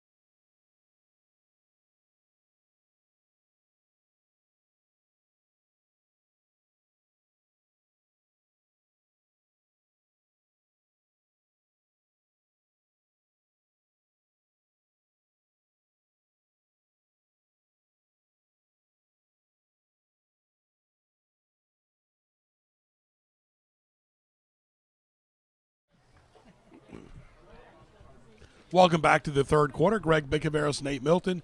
Nate, what are the keys for Woodside, which are down 29-7? They've definitely got to be more proactive. Yeah, if I'm the Woodside Wolverines, Greg, we talked about music earlier in the broadcast, but if I'm the Wolverines, I'm listening to some Aaliyah and Timberland, for those that remember. If at first you don't succeed, dust yourself off and try again. That's what the Wolverines need to do, because right now they are in danger of letting this thing get even uglier against the Denbigh Patriots. They got to come out with some passion, with some pride, and with some precision in their offense and then on the defensive side of the ball, because Denbigh is having their way with them right now. And if I'm the Patriots, I just keep everything going the way that it is right now. Why change what's working? They need to come out here and really put the pedal down on the Woodside Wolverines, get this running clock started, and get these guys out of here. Denbigh's playing good enough on senior night. This is not family night. There's no, no mercy. Denbigh is dispensing of the neighborhood pleasantries. They're not in the mood for pleasantries. They just want to get business, get their fourth win of the year. Greg Bickaveris, Nate Milton, so glad you're with us. It is 29-7 live on YouTube. Great rivalry over the years, especially when Bob Schmidt was coaching for Denbigh, who coached both schools, Denbigh and Woodside both.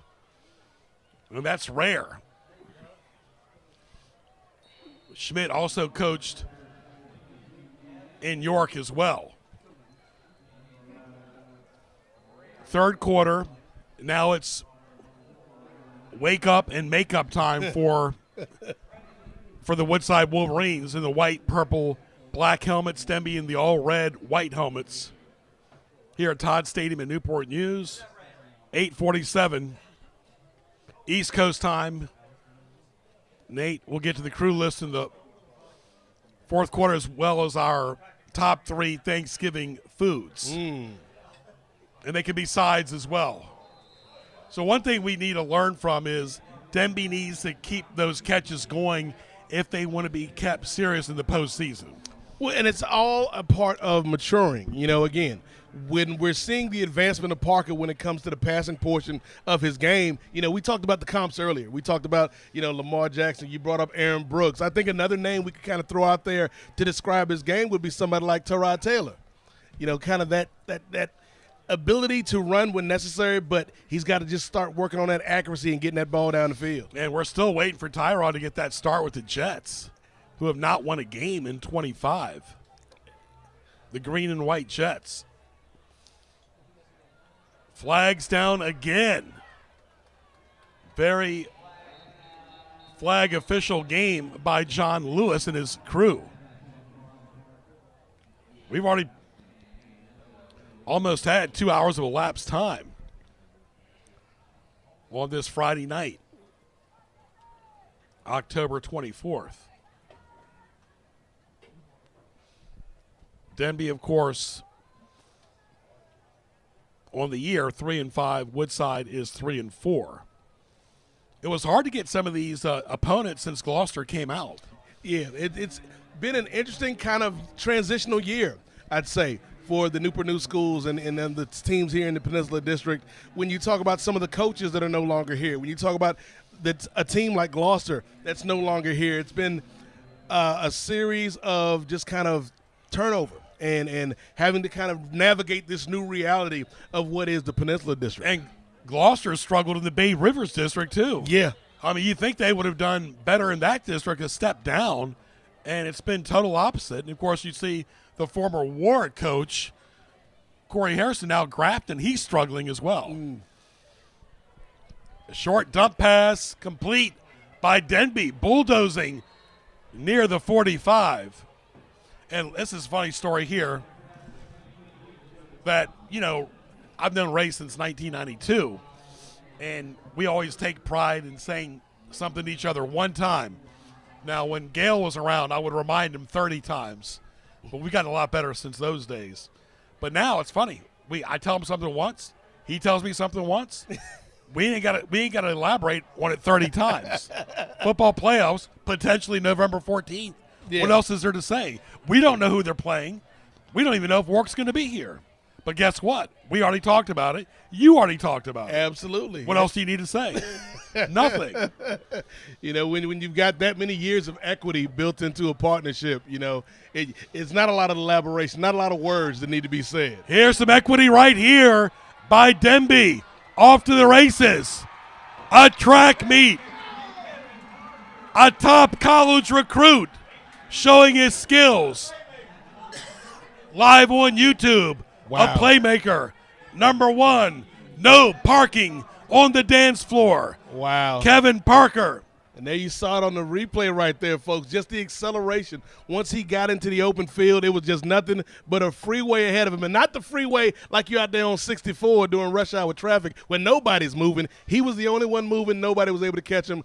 Excellent play right there. Shows you the talent that this young man possesses. And we talked about it all season, about letting that natural talent evolve. Let it out of the bubble. Let it burst. Just keep going.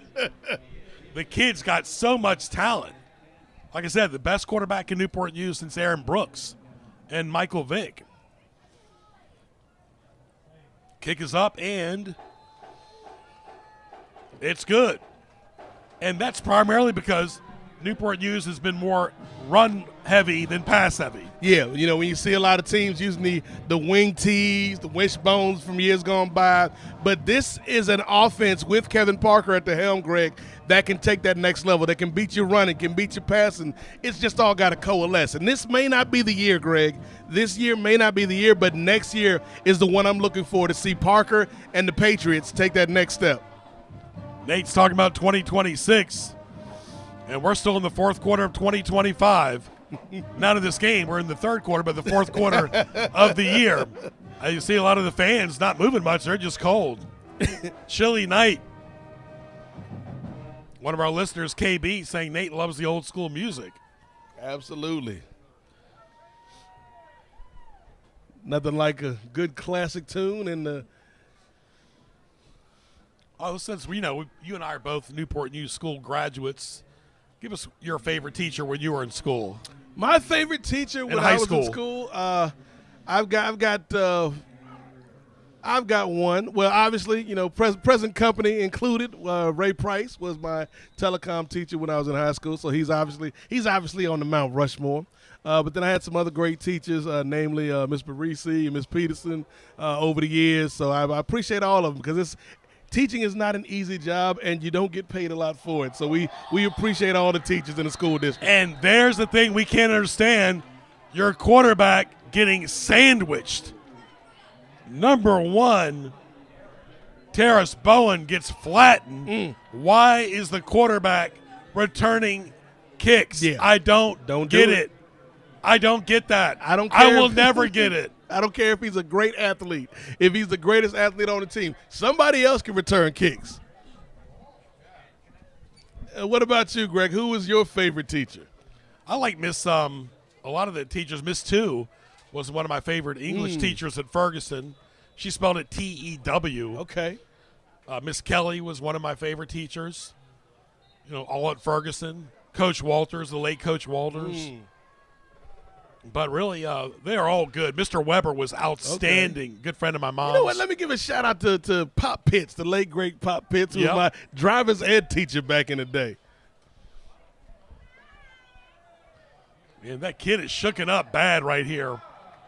He is. That's still, when you get hit on special teams, it takes a minute to recover.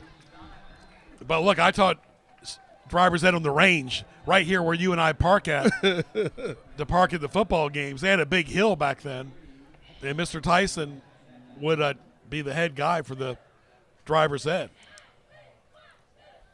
Live here on YouTube. 36-7. All Denbigh tonight, avenging or trying to avenge a loss from last year. We saw last night Phoebus beat Heritage and Hampton beating Warwick.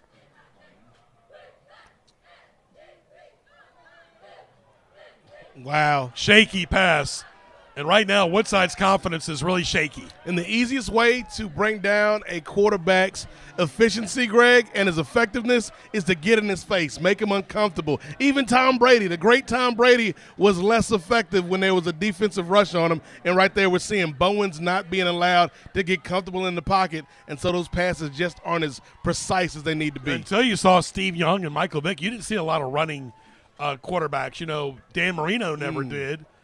The Manning brothers never did. Bob Greasy never did for the Dolphins either. No, you talking about Steve Young, Mike Vick, Randall Cunningham back in the day. He did. But it's hard to do both the RPO. Now we're seeing kind of this new generation led by Lamar Jackson and Josh Allen. But even look at the effects, though. Daniels and Jackson are hurt a lot. Yeah. That's the problem. Jalen Hurts. Yep. We'll see what the Eagles do when they evolve. There he is, Mr. Movie himself. Mr. Movie? Raymond Malone. That's what we're going to call Coach? He loves movies. He tells me that all the time. He likes horror movies. Well, I can only handle a horror movie when it's in mute. So Woodside is watching a horror movie right now, unfortunately. Of course, Raymond was a former serviceman as well. Woodside in all types of trouble here. Bones got to make something happen. Out of bounds. And right now, Woodside really not playing like they thought they would this time of the year. No, especially when you had a chance to get back to 500. That was a goal for the Woodside Wolverines coming into tonight's game. And unfortunately, right now, they are not able to take advantage of that because we've seen just the intensity and the precision, I'll keep going back to that word, Greg, that the Patriots have come out to play with tonight. Greg Bickaveris, Nate Milton, high school football on YouTube tonight. So glad you're with us, our great crew. Absolutely. We'll get to our crew list in the fourth quarter. But again, shout out to everybody watching via the NNPS Telecom channel from Boston to Boise, Fargo to Fresno, Toronto to Tanzania, and all points in between. Bringing you the best in prep football action. And, of course, the World Series going on. It's almost like an Olympic sport when you have USA versus Canada and the Dodgers versus the Blue Jays. Yeah, big-time matchup between the Blue Jays and the Dodgers. And deservedly so. They are playing the two best baseball teams right now. Yeah, Blue Jays with a great late-season surge. The Dodgers, of course, we know they've got all the money in the world on that payroll, and Shohei Ohtani doing historical things both at the plate and on the mound. I'm so excited for this World Series. I got friends in L.A. and I got friends in Toronto who are both vested in this game, and I'm just hoping for a good series. I watched the game in Toronto 6 years ago. Great atmosphere there. Some great fans up there. Great place to vacation. So is Montreal, for that matter. We'd love to get some of our Canadian fans watching tonight. Just get some poutine, man. I miss having poutine. Nice catch. Wide open. Oh, Denbigh. Wow. Denbigh is winning the battle of Warwick Boulevard and Jefferson Avenue tonight. They said this street ain't big enough for the both of us. Wow. There was no Woodside 30 years ago. And Denbigh's acting like there's no Woodside tonight. Wow. All Denbigh football. Big time play. Starting to dominate right now. And folks, this is a great example of a great hire that Denbigh made in Raymond Malone. Excellent first-year coach. Denbigh is going to win more games than they have the last minute or so as far as seasons. Kick is no good. 42-7.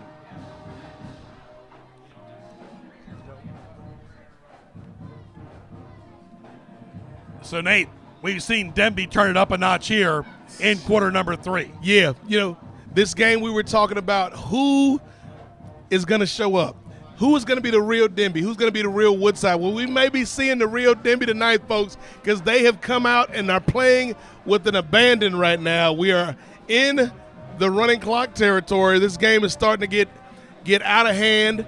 And Denbigh is reminding me, and maybe it's just because I was watching some ESPN Classic the other day, watching some of the videos of the Miami Hurricanes from the 80s and 90s and how they used to dominate teams on offense. And we're seeing a little bit of that right now from this Patriot team. Yeah, Ray just alerted us about a running clock. It happens when it's a 35-point margin.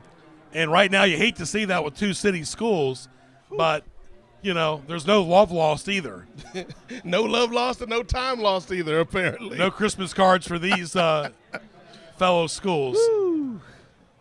But somebody's got to beat somebody. A lot of times in the past, Newport used teams, the only way they got to 500 is by beating each other up. Well, that's the thing. That's how they do it. And much because they didn't beat the Hampton schools. And we saw you talked about this game last year, Greg. Heritage put it on Denbigh. And so the tables have turned, and it just happens like that. You win some and you lose some. And Denbigh has seemed so much more poised in tonight's contest than Woodside. Woodside's felt rattled. Woodside has felt unsettled for the most part, except for that one touchdown pass from Bowens. I don't get it, why Bowens is returning kicks. That takes a lot of wind out of you. Well, not just takes a lot of wind out of you, but as we saw on the previous return, getting hit doesn't help either. And speaking of a hit, Dodgers are leading the Blue Jays 1-0. And that's one thing if you're the Blue Jays, you don't want to go back to L.A. with a deficit. Not with Ohtani. Ohtani didn't even have to move. No. He went from the Angels right to the Dodgers. And, of course, Greg Bick on YouTube. And at Nate Mosaic on Twitter, but more importantly, the Nefarious Media Network on YouTube, folks. You're watching YouTube right now, NNPS Telecom.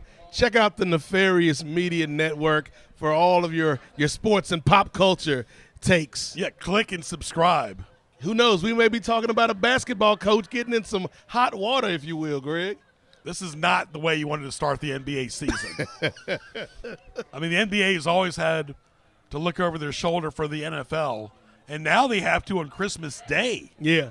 I'm not a fan of that, Greg. I'm not a fan. The NFL has taken away the NBA on Christmas Day, totally. I get it, Roger Goodell in the NFL. You want to make your money and be on as many platforms as possible, but Christmas was traditionally, that's an NBA day, and I don't like the NFL being on Christmas. That's it's like the icing on the cookie. I mean, just look at it on Christmas Day. Cowboys, Commanders at 1 o'clock on Netflix. Lions and Vikings after that on Netflix. Broncos, Chiefs on Prime Video. So if you don't have those, you're not going to watch those games. Thanksgiving now is all broadcast TV. Yeah. Thanksgiving is total opposite. Those are big-time matchups, but again, I just hate having that compete with the NBA because I'm somebody that watches both. And so now it's like I can't spend all Christmas Day in front of the TV. I have to talk to my family at some point, Greg. Won't be no TV. It's online, just like us. I mean, the NFL had a game on YouTube. I'll be at that Dallas-Washington game on Christmas Day. The only reason I'm working is because it's a Thursday. So you get to spend Christmas with Jerry Jones. Yeah. But I'll tell you one thing. He'll be in a good mood if he beats Denver this weekend. Dak Prescott has been impressing me this season. The Eagles have been playing very sloppy. Washington, what a bad time to have injury by Daniels. Yeah. Playing maybe the hottest team in the NFL. NFC East is just wild. You've got the defending champions, the Eagles, who are winning, but there's always this undercurrent of locker room frustration. You've got the Cowboys, who are inept on the defensive side of the ball, but Dak is putting up MVP numbers. You've got the Commanders, who we know how good Jaden Daniels is, but he can't stay on the field right now. And then you've got the Giants, and the Giants are playing better than anybody thought. But they should have beaten Denver. Yeah. Here we go. Number 1 on the outside. Where's this been all night? Terrace Bowen. I guess when you're so late in the season, they figure, what the heck? Yeah. Let them play special teams. I would never do it. I wouldn't do it. I wouldn't do it either, Greg. Because this does not elevate his quarterback play. Yeah. Again, he's a great athlete. We can't take that away from the young man. But the upside to him returning kicks is far outweighed by the downside, in my opinion. There's Raymond Malone, former military man. Thank you for serving our country. loves the theater. He has turned this Denbigh team around. The best I've seen Denbigh play since when the late Matt Boone was coaching. That says these kids believe in Raymond Malone.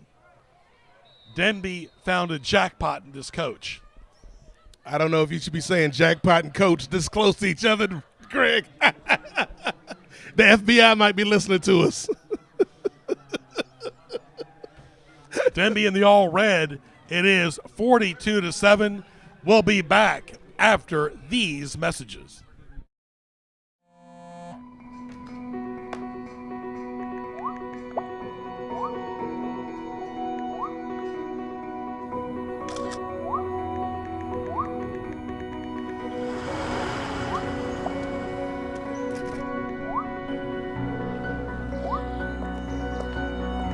Two flashlights. What's up, champ? Feel like you get taller every time I see you. Congratulations, Brandon. Thank you.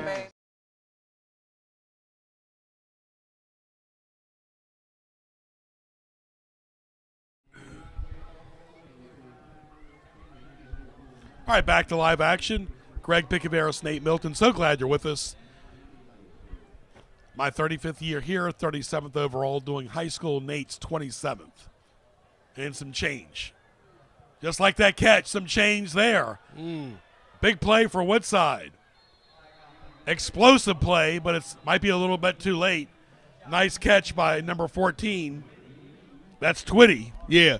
Here's the point of the game where you get into the trickeration. Where's Tweety Bird when you need him? Well, that's the trickeration and the strategery, if you will, Greg, because now they've got nothing to lose. The clock's running, and we see them try to go for that little pop pass over the middle from Bowens to Twitty. But it's like too little too late. And so if you're Woodside, you're going to try to get back into this the best you can, but the writing is on the wall, and the Denbigh Patriots have just taken over the game, and that play is going to come back on the penalty. It's creative play, though, creative play design. 2 steps forward, 2 steps back. And, of course, great rivalry here in Newport News. Calm, cool, collective. Again, college games tomorrow. Virginia, very hot team. Glad to see Virginia is definitely turning around this year. And we'll see if we can get you a Virginia Tech score here in just a moment. Virginia Tech is playing tonight. Horrible year for Virginia Tech.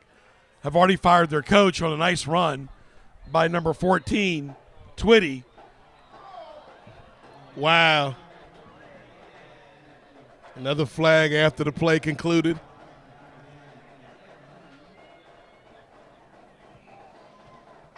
Nate and I always give you the scores quick, and just like we predicted, California is beating Virginia Tech in Blacksburg late in the second quarter, 20-10. UVA has really elevated their team. It shows you it's a year-to-year league. A year-to-year league, yeah. When the thing is, the ACC, Greg, is so topsy-turvy. You know, especially when you add in the elements of, you know, the newer teams like SMU or Stanford. And it's just like this weird amalgamation where Virginia plays a conference foe, but it does not count as a conference game. You know, you got Miami out there who is always a threat. You know, you got Georgia Tech who is playing some really good football right now. And so, to me, the ACC is just kind of up for grabs right now. And, of course, the Big Ten, two of the best teams, Ohio State and Indiana. Indiana's playing really hot. They're playing a very improved UCLA team tomorrow. I'm telling you, man, like the world of college football is such a blink and you'll miss it thing. You know, James Franklin fired a week ago. Makes no sense. A few weeks ago now. And then you got, you know, Billy Napier in Florida who's on the way out. And it's just Marcus Freeman. There's rumors about Freeman. Is he going to be at Notre Dame after this season, or is he going to go on the greener path? And they didn't want the Alabama coach, but now he's turning it around. Kalen DeVore, yes. But I guarantee he can't afford to lose any more. No. It's not like they got a cold seat. They got a hot seat. The coaches start the season on the hot seat, though. That's the crazy thing about it, Greg. You know, when somebody like James Franklin, and yes, James Franklin had issues in some of those bigger-time games, but he was always a reliable 10 wins a season kind of guy, and James Franklin is gone. And so now it's like we got to get somebody as good or better than James Franklin. Is it going to be Matt Rule? Who knows? Like that song by the great musician Alexander O'Neal, Criticize. That's all these coaches are getting criticized all the time. Yes. Shout out to Alexander O'Neal. That's a good pull, Greg. Great. And here's a nice pull right here and a touchdown. Over the top. He's got nothing left in the tank after tonight. Woo. And, of course, Mr. Bowen with a TD, much-needed TD. So the running clock stops now. Bowen going over the top for that one, giving up his body. And yes, I had gotten a note from a viewer that quarterbacks shouldn't return kicks unless it's Bubba Chuck or Curry, who did do that in high school. But those are exceptional cases. And they play defense too. Yeah, I'm telling you, man, people do not realize. But it causes burnout. You're not meant to do offense, defense, and special teams. That's why elite college players don't do it and the NFL players don't do it. Well, Travis Hunter's trying. He's trying. Kick is up, and it's no good. But people don't realize how good Allen Iverson was at football, Greg. You know, we did his game in '92 right here. You finished in '96. Your freshman year at Menchville. Yeah. And Bethel beat Warwick, which they always did when Kaz coached. But still, you know, that was not easy. And, of course, Bethel won the state championship that year. But Bethel struggled against Denbigh a few times, too. Yeah. And that's the thing, you know, for those that may be watching from outside of the area, when we talk about these names like Allen Iverson, like Ronald Curry, like Mike Vick, like Aaron Brooks, you know, Tyrod Taylor, some of the greats from this area, Terry Kirby, you know, so many great athletes. Plexico Burris came from this area, and so, you know, you're getting to see some of tomorrow's stars today, particularly when we look at Denbigh and we look at Kevin Parker, Kay Peasy out here doing it big for the Patriots. And we're trying to add a little ambiance to your life here. We got the lamp here, Nate. Add a little ambiance. It's quality of life here. Trying to make everybody feel like they're at home. You trying to set the stage for Thanksgiving? There's a nice lamp that I got next to me. You setting the stage for Thanksgiving, my friend? And we're going to get to that in the fourth quarter. But, you know, the lamps have a comfort feeling, kind of like that comfort food. Thank you, Josh Stuck. Glad you're with us live here on YouTube. I mean, you're getting hit like a roller coaster spin. And sometimes it's hard to get up from these hits. You get your wind knocked out. Greg Bickaveris, Nate Milton, it is 1:25 left late here in the third quarter. So glad you're with us. We'll get to the crew list in the fourth quarter. A lot of players knocked out tonight. Let's take a short break, and we will be back after these messages.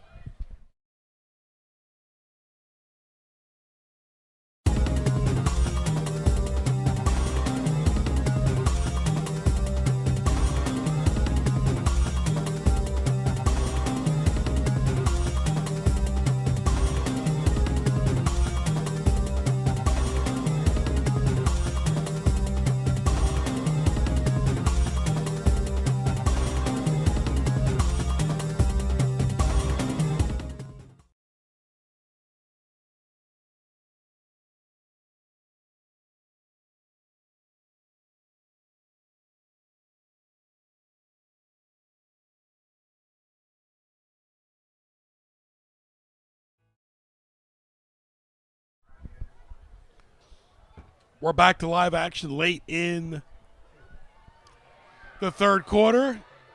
And, wow, I just got a text from my first cousin in Columbus, Ohio. Okay. Watching in Ohio State country. Of course, my dad, Jim, had two wonderful sisters, Stella and Georgia, we talked about. And I hear from my cousin, Greg, watching in Columbus from the comfort of his own living room. Say hello to my first cousin. What's going on, Greg? Hope you're enjoying the game. Go Buckeyes. Yeah, they're undefeated. Thank you, Greg, for tuning in. All the best to your wife and the family, of course. We miss Aunt Stella a great deal, that's for sure. And Uncle Gus, for that matter, as well.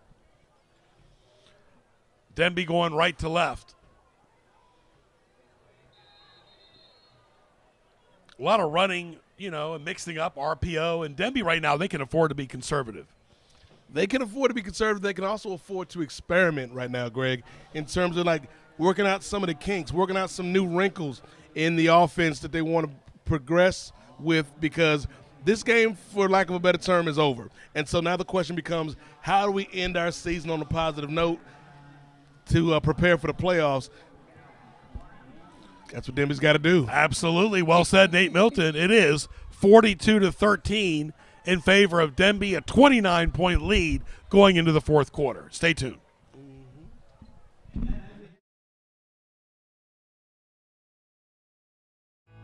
I want to be a historian. I want to be a marine scientist. I want to be an oceanographer. I want to be an astronaut. I want to be a zoologist. I want to be an engineer. Virginia is rich in educational resources. Virginia is for. Virginia is for. Virginia is for. Virginia is for. Virginia's for learners.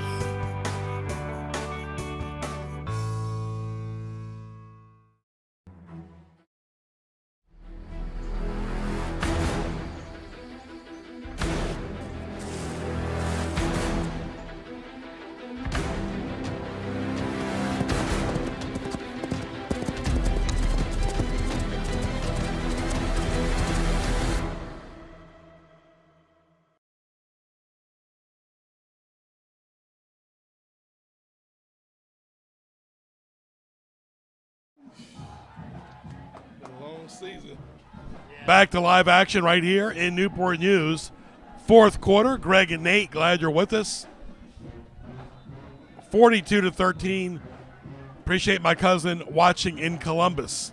Nate, you got your fans everywhere. Absolutely. Worldwide, Greg. This is an international broadcast, so shout out to everybody watching on NNPS Telecom. If you're Denbigh, you pretty much want to run the clock out, button it up, and go into your next game and end the season before the playoffs. Now, years ago, their season would be over after their next game, but now, they reward mediocrity in 500 teams. I was gonna say, well, even worse than that, because I can kind of understand 500, but teams with losing records getting into the playoffs, now we sounding like grumpy old men, Greg, but you shouldn't have two or three wins and be in the postseason. That's just my opinion. Denbigh in the nice sharp red uniforms.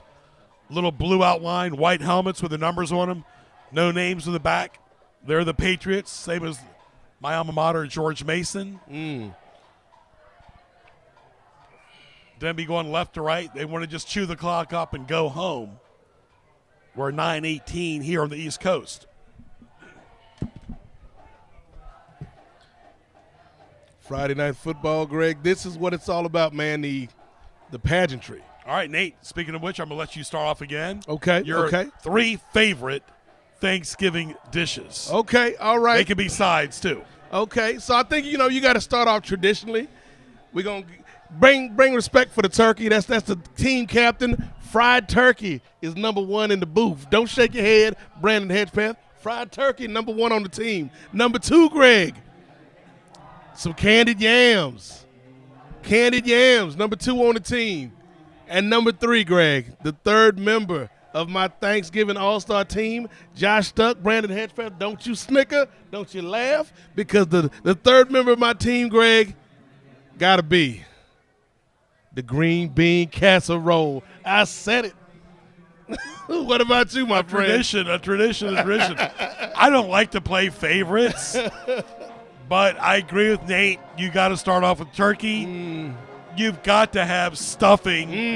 Nate, how do you dare forget stuffing? And third could be mashed potatoes, rolls, broccoli and cheese. Yeah. But the green bean casserole sounds really good. And corn is really good, too. Yeah. And like my nieces aren't big turkey eaters. What's going on, all my nieces out there? I said all my nieces. There's 3 of them. But they like ham. So whenever we have Thanksgiving, everybody else is eating turkey. My nieces have ham because they're ham eaters. But thanks to everybody watching NNPS TV. And a nice block kick. Woodside's trying to do is learn here in the fourth quarter for the remaining 2 games. Yeah. This is a game that trying to show face, save face. Woodside had to have this one, in my opinion, to get that momentum going for the last few weeks of the season. And so this has got to be a heartbreaker for Woodside. But again, like you was talking about earlier, Greg, in loss there can be lessons. That sometimes that's the only way you learn in life is through a loss, through going through something and coming out the other side. Through failure. And my dad would always say it, you learn from failure. And I used to, say, Dad, why would you say that? And as you get older, you realize he was right. Yep. And, of course, Woodside in the white and purple. No, they're not Mentrell out here tonight, folks. This is Woodside. We've seen Mentrell play twice this year. 42-13, all Denbigh tonight. Woodside going deep. Intercepted. Wow. And a nice return interception by the Patriots across the 50. Wow. Look at this, Greg. It's the run after the pick for me right there. You see on the replay, great job by our crew here. Just Grant with a great job of just taking the ball back down the field. That was Brent. And you got to give Woodside credit, Greg. They were trying for something. What else are you going to do at this point with the deficit that they're facing?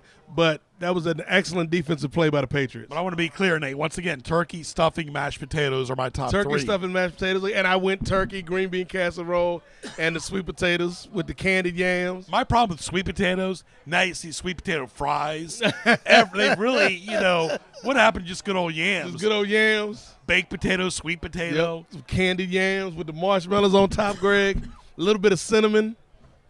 But you'll still take the candy corn at Thanksgiving, too. I will. I'll eat candy corn all year round. Now's the time you want to put Parker on the bench, Nate, and get the backup some playing time. Yeah, well, and not just, Parker's done a great job tonight, man. K. Peasy's been doing it big tonight. But it may be time to get him a little bit of rest because they've got some big games coming up, Greg. That you want to close out the season on a positive note and then head into the playoffs with a little bit of momentum. Yeah, playoff weekend still 3 weeks away. It's a long ways away. We hope to be doing a playoff game here, and that'll be it for us for the football season. Because even if, let's say, Warwick wins, they're going to be on the road the following week. Looking forward to hopefully being able to bring you that game live on NNPS TV. So glad you're with us on World Series night tonight. But we realize that not everybody is a baseball fan. This has got to be one of the best times of the year for sports fans, Greg. We got football at all levels, high school, pro, college. We got basketball. We got the NBA. We got the WNBA finals just concluded. We got hockey that's just started up. We've got baseball that's going to the World Series. It's all of the major sports right around this time. One of the best times of the year if you're a sports fan. Dodgers up 2-0 over the Blue Jays, end of the third. Let's go, Jays. Come on, Jays. Come on now, Nate. We want an American team to do well. I just want a good series. The Dodgers are going to win. I just want it to be competitive, Greg. I don't want a World Series sweep. Oh, goodness. My first cousin, Kathy, is watching from Arizona. Oh, wow. So say hello to Kathy, Hey, Nate. What's going on, Kathy? Salute to you out there in Arizona. Valerie is a good texter with Connie and Kathy. So, look, let's just talk this way. It's great. This is like what, FaceTime on just FaceTime on a global scale. Exactly. FaceTime the world. Nothing's local anymore, folks. It's local, regional, and national. Great high school football coverage tonight. One-sided. These schools only separated by a few miles apart. Denbigh left to right on the YouTube dial. Nice wide open catch. Looking like Plaxico. Nice catch by Denbigh's Mr. Evans. And that's the second time we've seen Evans with a positive play tonight, Greg. You see right there, just right across the middle, up the seam, and he was able to get some space right there, and that is Denbigh starting to get in the groove, starting to get comfortable. And hopefully they can continue this and maintain this for the next few weeks, because I want to see a Denbigh team that's growing up and mature and competitive as they head to the postseason. Absolutely. 42-13, all Denbigh tonight, 29-point lead. Nate and I have been working together for 27 years, folks. A lot of imposters, but only one Nate. That's the old saying, often imitated, never duplicated, much like sports highlights. Sports highlights, which you can watch Mondays at 7 a.m., 2 p.m., and 7 p.m., and then Saturday and Sunday at 9 a.m. on Cox Channel 47 and Verizon Fios 17. Get up on the weekends, have breakfast with Greg. That's my show. That should be the slogan, have breakfast with Greg. February of 92 is when we started. Wow. Sports interview show. We got Sports Scene with Greg Bicaveras podcast on the Odyssey app. And, of course, all over YouTube, Greg Bick. And, of course, Nate has got his YouTube channel as well. Yeah. That's mine, Greg Bick. Very similar. Bick. Very simple. Very, very. Subscribe, folks. And then you say, Greg is nice and simple. I like to make things difficult and complicated. Nefarious Media Network is where you can find us, folks. Nefarious Media Network on YouTube. Nate's complicated. I like to keep things simple. Some would say complex, my friend. Complex. You and I have the same hairstyle, too. Not much washing, but we still need soap. Yes. Got to moisturize the scalp. And Denbigh is totally dominating this game, going left to right in the all-red, wearing their Christmas uniforms tonight. Oh, good late hit. Right on time. That's been the best defensive play for Woodside tonight. Clean play. Yeah. Wiggins getting wiggy with it. Hey, any little bit of positive momentum that they can get this late in the game, Greg, is something that Woodside can appreciate, because it has been all Denbigh this second half. Of course, Nate gets his backseat driving on the way home. Nate, we don't need no backseat driving advice, but in this advice, you want Nate's advice. Nate doing a great job with color commentary, play-by-play here. We got our crew list coming up, Greg. But again, you talk about just you and I doing all these games over the years. Just it's a team effort. It's not just it's you. It's not and work when you and I work together. Correct. It's not work. Correct. And it's not just Greg and I. We may be the faces up here, but there's a whole team behind us. Get right to it, Nate. Starting with the great Ray Price. Yep. Ray Price, our producer, our leader here. We got Carl Daniels in the building. We've got Mansour. That is a big part of this team. We got Josh Stuck. We mentioned him earlier. We got, of course, Brandon Hedgepeth. Me and Brandon Hedgepeth, every now and then we don't see eye to eye, but Brandon's doing a great job tonight. Wait a second. How can you not see eye to eye with Brendan? Because, he didn't like my candy choices earlier. Oh, okay. So but Brandon's doing a great job as always. We got Colin Smalls, Emery Whitfield, Mason Spencer, John Benoit, Cameron Key, Aiden Montez, and Ariel Savage. Great job by our crew tonight. And we saw Mansour walking in the neighborhood earlier today. This is a beautiful day in the neighborhood. He thinks he's walking and not being seen, but there's cameras everywhere, Mansour. Cameras pick up everything. So the eye in the sky is watching? Yes. He knows I'm telling the truth. He said, I got to walk, I get away. Not so fast, my friend. And it is a nice day for a walk. It really a nice was. day. Just don't want no German Shepherds or Pit Bulls after you. Are you a big dog guy, Greg? I plead the fifth. After you saw that dog and that cat fight, that scarred you. That was tough. 42-13. Again, big college games tomorrow. Michigan and Michigan State, UCLA, Indiana, Texas A&M, LSU. Virginia takes on North Carolina. And LSU has really struggled this year. Yeah. LSU is a team that should be much better than it is. You know, when you talk about that atmosphere, Death Valley at night, it's a place where teams used to be afraid to go to, Greg, but they haven't had that mystique, that aura this season. And the SEC is a weird conference to call because so much was made of Texas and Arch Manning coming into the season. They struggled a little bit out the gate. And then you see what Georgia's doing. Vanderbilt is having a good season. And so college football, the age of NIL, has kind of evened the playing field for a lot of these schools. And James Franklin, the former Penn State coach, coached at Vanderbilt too. But I'm glad you mentioned Arch Manning. He is nowhere close to the NFL level right now. No. He needs to play in college for as long as he can because he is nowhere at the level of his two uncles are. I mean, nowhere close. To be fair, one of his uncles is arguably a top 4 quarterback of all time. But and the still, other one won 2 Super Bowls. Absolutely, but he's nowhere close to them. He's not even close to Bob Greasy right now. Not even close. I think Arch is going to be all right, Greg. He just needs more seasoning. Not right now. He's not. Sometimes look at Jackson Dart. See, no comparison. Well, sometimes folks are late bloomers. Well, that's what college is for. NFL is, you don't need to go to the NFL. I mean, look at, Prime's son. He's just sitting on the bench. Yeah. He really, they're playing a mental gymnastics game with him. Yeah, that's just a bad situation. That's the other thing, too. You could be ready, but you get put in a bad situation, and that can hurt. Like Cam Ward is in a bad situation in Tennessee, and that may short-circuit his career. Somebody like Shedeur Sanders, as you mentioned, Cleveland is a train wreck. They've been a train wreck. Look at Jamarcus Russell when he played for the Raiders. Great arm. That's a name I haven't heard in ages. Great arm, but just didn't have coaching. Jamarcus Russell.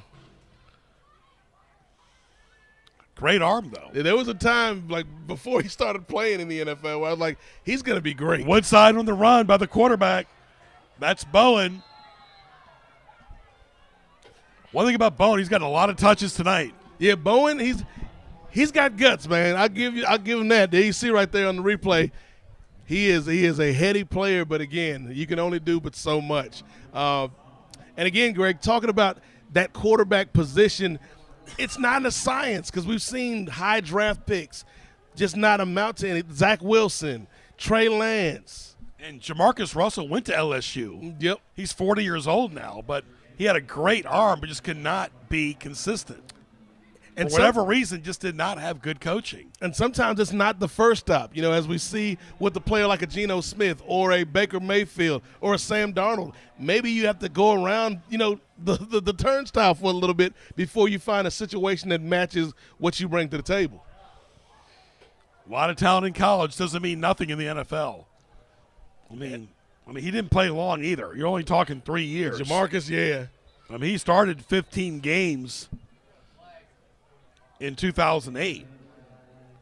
There's so many quarterbacks where it's like, is it the situation? Is it the scheme? Is it them? Because David Carr is a player that I thought a lot of coming out of college, and the Houston Texans had no offensive line, and Carr got beat up for 3 seasons. 29-point lead by Denbigh in the red uniforms. All Denbigh on this October 24th chilly evening. Just saw Ray Price again, and that reminded me of Mac Jones. That's another one of these quarterbacks, Greg, who people kind of gave up on, early on in his career, but he goes to a new situation, and he looks like he's something with these 49ers. Same with Seattle as well. Their quarterback. Yeah, with Sam Darnold. Absolutely. And, of course, Daniel Jones with the Colts. Yes, that's the biggest. Like, Daniel Jones. Who knew Daniel Jones had this in him? It was the New York media couldn't handle the New York scrutiny, but these quarterbacks have blossomed in Seattle and Indianapolis. Sometimes all it takes is you finding a situation that fits you. But Fields has not blossomed in New York. C.J. Stroud, so-so, and, of course, Bryce Young too, right? See, those are all kind of compared to each other. Yeah. Stroud, Fields, and Young. And I don't know why they're all RPOs. Yeah. But some have got better talent than the others. But that's the thing. Like, I think with C.J. Stroud, like, we saw him have a good rookie season, but I don't know if there's enough talent there. Justin Fields, I was a big Justin Fields supporter. Loved him coming out of college, but it might be over for our guy. And then with Bryce Young, like I think Bryce Young's got talent. He just doesn't have the physical. Like he's like Tua. He's not physically built, I think, to withstand it. But he's like in terms of the accuracy, the precision. Bryce has those tools. Sloppy pass there, incomplete. But look at Tua, threw his whole team under the bus. Yes. And then he walked and did like the Michael Jackson moonwalk backwards. But he knew what he said was awkward. Yeah. I mean, you can't throw your team you can't under throw the your bus. teammates under the bus. You know, it's like when Brandon Hedgepeth shows up late for our production meetings, I don't call him out in front of the world. I'm like, Brandon, you should be on time. You know, just because he was out there eating candy corns, Brandon. It was no need for it. I'm like, why is Nate picking on Brandon so much? This candy beef is real. I'm trying to tell you, America. Nate, you be nice. This is all just like a preamble to Brandon and I doing the podcast one of these days when our schedules work out. 42-13, a little better 6 and some change. Bowen been running for his life tonight. Yeah. I mean, this reminds me of, you tackle football and you throw the ball up in the air when you're playing Sandlot back when you're a kid, and everybody goes after one person. It kind of feels like that for Woodside tonight. So Denbigh, more than likely, will go to 4-5. And, of course, Woodside will dip to 3-5. Woodside still got 2 games left. Yeah. I mean, they're playing a lot of games on the back end. You'd rather have a bye toward the end, not in the beginning. No, and it feels like right now Woodside is trying, like they're trying their best. They haven't given up. And you have to commend the young men for that and the coaching staff for that. But at the same time, we just saw them be completely outclassed by the Denbigh Patriots on all 3 phases of the game tonight. And if you're a Patriot fan, this has to give you some semblance, some modicum of hope as we head closer to the postseason. I mean, look, Woodside had 2 coaches from 1996 to 2022. The last 3 years, they have 2 different coaches. Yeah. Since 22, they've had 4 different coaches, minus 1 to make 3. Dotson, Breck Hall, and now Alonzo Coley. You add Schmidt to it, that is 4 coaches overall in their history. Yeah. And obviously, Danny Dotson, the imprint and the legacy he left here with Woodside, and some of those players that we mentioned earlier, like Stephon Welsh is a player that immediately comes to mind when I think about the Woodside Wolverines. Willie Bell was just a great player for his time. Billy Canitez, just so many great players that have worn that Woodside Wolverine uniform. Tyler. Yeah, Tyler was a great Woodside player. loved that wing tee. Yes. Now, one thing about Woodside, they get to the postseason, but that would be it. I mean, they wouldn't evolve deep into the state. Warwick has done that, but not many teams have in Newport News. No, just that one magical season for Heritage when we saw everything come together, the offense, the defense, the leadership of that team with Coach Quillen and those young men. Nice spread pass right there. Plenty of room for the Wolverines in the white and purple. A little bit too late, though, Nate, but at least they're still making an effort. Yeah. Matched effort, matched energy. And great job right there on the replay, showing that completion, looking deep down the field. Great job by our guys here in the truck to show that Woodside is not going down without a fight. And that's what you want to see. Like, if you're a person that supports this team, supports this Woodside program, you want to see your guys going down with a fight. We'll get you an update on the Virginia Tech score. It's 20-16 in the third quarter. California's up by 4. It's still weird to me. Just all these West Coast teams in the ACC. Like, it's in the name, Greg. Atlantic Coast. Appreciate my first cousin Kathy watching in Arizona, and Greg in Columbus, Ohio. That's another one. Arizona shouldn't be in the Big Ten. I mean, you're seeing a lot of former Pac-12 schools playing Big Ten schools. Yeah. We thought it was weird when Maryland went to the Big Ten. Maryland's never been a good fit in the Big Ten. No. They should have stayed right in the ACC. because they're at the most they're going to go is a little bit above 500 as well. Yeah, like why? Why? They had great rivalries against Virginia, Yep. North Carolina, and Duke. Like I get it. Obviously, the answer is because of the money. Big Ten, but, DC money, the DC but money. for the competition, like no, they are not at that level to compete with those teams. Nate and I hopefully will see you in the postseason. Woodside and Denbigh both trying to make it. If they do, especially for Woodside, they'll definitely be on the road. Yeah. And so will the Denbigh Patriots. Ryan is watching from ODU. Thank you, Ryan. So maybe we'll do the NNPS Telecom YouTube say your name and what city you calling from for the postseason game. We're going to have a postseason club, Greg? A postseason club? The text club is back. All right, we got an injury. But we're going to keep it right here. And you see, number 10, Kirk is struggling to get up. Yeah, you never want to see that, especially, this point of the season. We just hope the young man is able to continue and get the treatment that he needs. And then this is why you got to kind of highlight some of the staff that works with these teams, the training staff, the assistants that help out. Nate's trying to copy my haircut. Nate, you can't copy me and everything. They're often imitated, never duplicated, Greg. That's it. Nate and I are 1 month apart. I'm 9'11", he's 8'11", right? Yes. Call before you dig, right? Yeah. In the backyard. Yep. You hit those cable wires, especially when you're trying to build a pool. That's serious stuff. No, you don't want those problems. Much like Woodside didn't want these Denbigh problems tonight, folks. Nice Denbigh crowd tonight on senior night. But Nate and I both want to see a lot more fans, not just in Newport News, but from Hampton too. Yeah, really, it's open to the public. It's not just a Newport News event. This is entertainment on a Friday night, and we want to see more people in the stands. Absolutely. I feel like this should be something, and that's part of the reason why I feel these teams don't have the juice that they used to back in the 80s and in the 90s and early 2000s.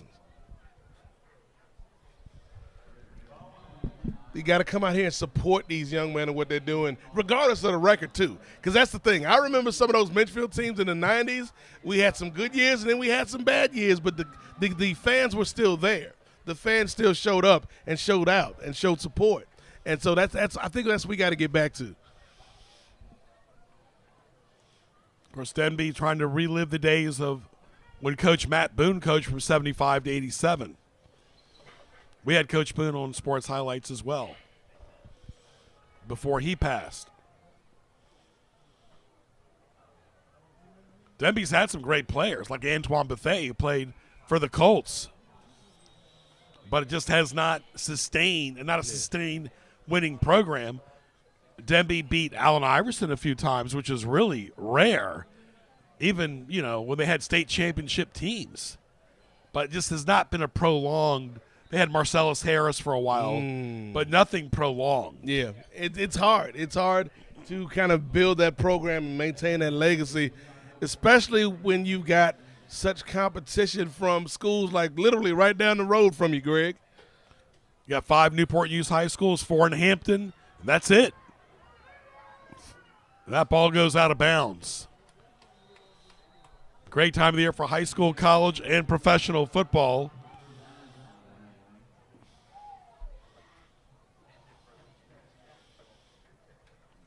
Getting a lot of shots here from my cousin Greg and his family watching. He made a good point earlier in the text. He said, I get just as much comfort watching it from the house than going to the stadium in Columbus. Well, that's a good point because, I might go to a game, but it might be a 3-hour drive. Then you got to fight the crowd on the way back home. Yeah. You're already tired. You watch it from your living room. You can get your iced tea and popcorn by just getting up, Right. And I think part of the thing is, as you're seeing on tonight's broadcast by the great job by our crew, like football is a sport that is done so well on television now. Through all of these networks, and it's easy to kind of replicate that experience from a viewing standpoint at home in a way that I feel like like baseball, for instance, Greg. I think baseball is a sport that is better live than it is at home, just being in the ballpark. Whereas with football, yeah, you might not be out there with the crowd, but I can see everything on the TV because you give me all these great camera angles. Especially with 4K high-definition TV. Yes. And we've got the new cameras here Brandon was telling me about last game, the Panasonic 4K cameras, ladies and gentlemen, bringing you this great technology, giving you the sights and sounds of high school football here this evening. Great audio and video. Of course, you hope these kids evolve to college, too. Yeah. It's all about maturing and growing and building that foundation, putting one foot in front of the other. Final 3 minutes and 48 seconds in this contest. It's been all Denbigh for the most part. Great breakout performance by K. Peasy and them boys, if you will, for the Denbigh Patriots. I mean, we've almost gone 3 hours up here. And for a high school football game to last 3 hours is nuts. We had that one brief oasis in the desert when we had the running clock going, but that was short-lived. But both, in all seriousness, folks, both of these teams competed tonight, and I think that's what you want to see, Greg. Regardless of the outcome of the game, you just want to see both of these teams come out here, compete, and represent themselves and their schools to the best of their abilities. Josh coming up with an assist and getting water all over us.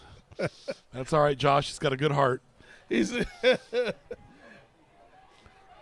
Josh doing his best Bobby Boucher impression in the booth. We appreciate it. And nice tackle right there.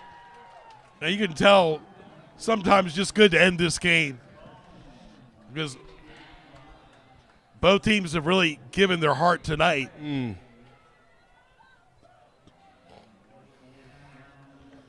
This game has definitely lasted a minute. It kind of felt like outside of Denbigh's offense, there hadn't been that sense of urgency from Woodside. Like Woodside tried to make a couple plays. You know, it's good to see Bowens out there still competing. But at this point in the evening, it's kind of like, hey, let's go ahead and end the proceedings, fellas. These fans ready to go home and go to bed. I can tell. Some even have blankets on out here. It's not that cold, but it's chilly. I say it's cool. It's cool. Denbigh will improve to 4-5. Woodside will dip to 3-5. And like Bill Parcells said, you are what your record is. Yep. That's one of my favorite coach speak moments. We got Bill Parcells. We got Herm Edwards. Hello, you play to win the game. That's a great one. Or the Bears are who we thought they were. Dennis Green, R.I.P. The Bears are who we thought they were. Dennis Green used to coach Northwestern in Illinois, too. And then you got maybe my favorite, and this might be a question that Woodside's asking after the night's game. Jim Morrow at playoffs? Playoffs? Yeah. You can see that on YouTube, too, as yes. well. And he's getting money now doing that in the commercial with Kevin Hart. So look, like Parker insists on a running clock if you get another touchdown. This is Kevin Parker, number one. By far, folks, the best athlete in Newport News right now. Football and basketball. He's got more raw talent since Aaron Brooks was out here. But, like Nate said, he still thinks he's a year away, and he's got to let go of that talent, almost like a Kentucky Derby horse race. Okay. Just let that talent flourish. Well, here's the thing. Like, this is kind of the prelude. You know, we've seen the maturation of Peasy over the years. And then when KP puts it all together, Greg, in that senior season, I think we're going to see something special if the team continues to grow with him. We want to thank our audience watching all over tonight in Virginia, Ohio, Arizona. Nate, you've had some friends and family watching too. Both here in town and also, in Toronto. Got friends in L.A. watching. Again, shout out to my guy Chris in L.A., shout out to Tina in Toronto, and shout out to Knox and Kalina and Dave and Brian here in Newport News. And again, this is what it's all about, Greg. athletics, academics, activities, bringing it to the people out there. Again, you're checking us out on YouTube from wherever you are, and also want to give a special shout-out to our men and women in uniform, because you doing what you do, it allows us the freedom to get out here and call these ball games and enjoy the competition here at Todd Stadium. And a shout-out to our wonderful crew working so hard. Absolutely. They get here early, and, of course, I they know get I it give done. Brandon a hard time, but even Brandon does a great job, man. It's all love. Until we start talking about that candy, then it's a different story. Other than that, it's love. Poor Brandon doesn't say 2 words, and Nate's got him talking in his sleep tonight. I'm like Michael Jordan. I take the smallest insult and turn it into I took that personally. All right, well, if you're Woodside, you need to take this personally tonight, too. How good was it to see Michael Jordan during the broadcast the other night? It was very Greg? brief. Yes, Just the a few brief. minutes. It wasn't like he was going to be Tom sitting up there Brady. like Charles Barkley or anything. Barkley, yeah. He'll give you his time, but not much. Wow. They are still going for it, Greg.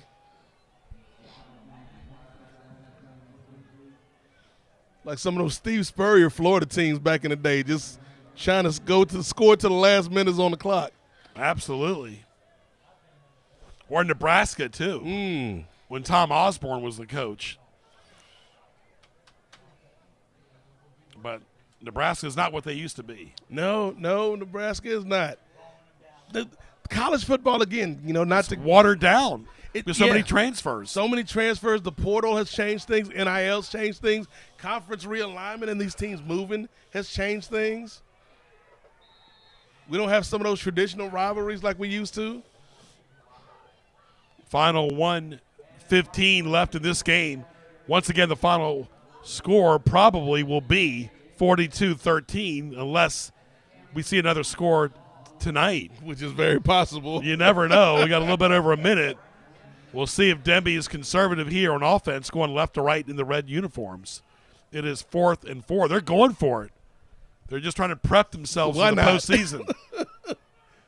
And they won't get it, but you can see Woodside fans are still cheering a little bit. They're not giving up. Remember, these are high school athletes, some playing several sports. And the problem sometimes, though, is football bleeds into basketball, and that the basketball teams get a late head start as far as momentum is concerned and cohesion. And it's tough with these student athletes, man, because obviously, that's a question that the player and their coaches have to kind of decide in terms of what sport is going to take precedence. Even got you waving on TV. You got to give the people what they want, Greg. That's it. When we first started doing the games, it was just on Newport News Cable. How we've evolved, with the YouTube. Worldwide. And we're doing this without a truck, too. There could be somebody on a beach in Fiji right now, Greg, in Fiji watching this game because of the wonders of technology. You got to love it. It's a unique choice to be watching Woodside football on a beach in Fiji, but I'm not mad at it. These kids are just trying to enjoy their weekend at this point. Yes. Nate, of course. And I'll give a quick recap and then let everybody go about their weekend. Like you said it like we're holding them hostage. We'll let you go. The game is. Greg, you always like your downtime in Columbus. And I definitely second that motion. Nate thirds it. Got to have your downtime, folks. We love it, though. Friday night goes with football and pizza and so many great things. Now it's like you're getting football every day of the week almost. We have the Newport Youth Greek Festival Fall Edition going on. It's going on tomorrow, too, folks. Come and get some moussaka. I had some today. Moussaka is really a good Greek dish. I was in Greece this summer. I was going to ask you to save me some lamb, Greg. Our moussaka is just as good as it is in Greece. Now, the food in Greece is much better, but the moussaka here is excellent. Now, the Grecian chicken, I know that's always a big hit. The baklava, yes, as Ray Price will let us know. The baklava. Look at this. This is just fatigue here. The spanakopita. Yeah, somebody called me Greg Baklavaris. That's a genius name, Greg. Yeah. You should open a bakery and you Greg Baclaveris. Yeah. The money. And my name gets butchered all the time. Greg Baclaveris. That's a $1 billion idea. I was called that on TV. What are you talking about? Wow. I couldn't say nothing to the young lady, though. She had me speechless for a second. That maybe she was just giving you an idea, Greg. Don't block the blessing. Absolutely. Greg Baclaveris. We're nice to everybody. We're polite, out and about in the community. 33 seconds. These referees, they must have nothing to do this weekend. They just want to be out here tonight. Look, they've been out here so long, it's going to start to affect with Mansour's walk on Monday morning. So they've been out here so long that they qualify for their SAG card. Mansour just wants to go for his walk, and these referees are stopping him from going for his walk. Does he have a Mr. suit? Price, we saw Mansour walking today, too. It was a nice day Keeping up that today. tradition that Ray and Chris James used to have, the best walking couple in the world. Woodside probably the last few plays here. It was nice out today, though. It really was.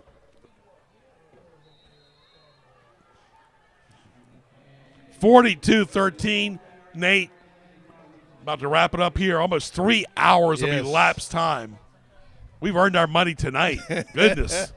Take it to the bank, brother. Nate wants his check. Oh, man. Like sands through the hourglass. And that is it. We're done here. The final score, Denbigh 42, Woodside 13. A final as Denbigh goes to 4-5. Woodside, their arch rival, goes to 3-5. Nate, your thoughts, first of all, for Woodside. They've got a lot of work to do. Yeah, Woodside has got some things to work on as they head towards the postseason. This was not the most inspiring outing that we saw from them, but there are some good things they can take. I think Bowens has some sparks. The defense has some sparks, but they got to go back in the lab and get everything right for the final weeks of the season. For Denbigh, they came out and showed us that they played with passion, purpose, and pride. Kevin Parker, K-Peasy, showed us that he is the truth. He is the real deal.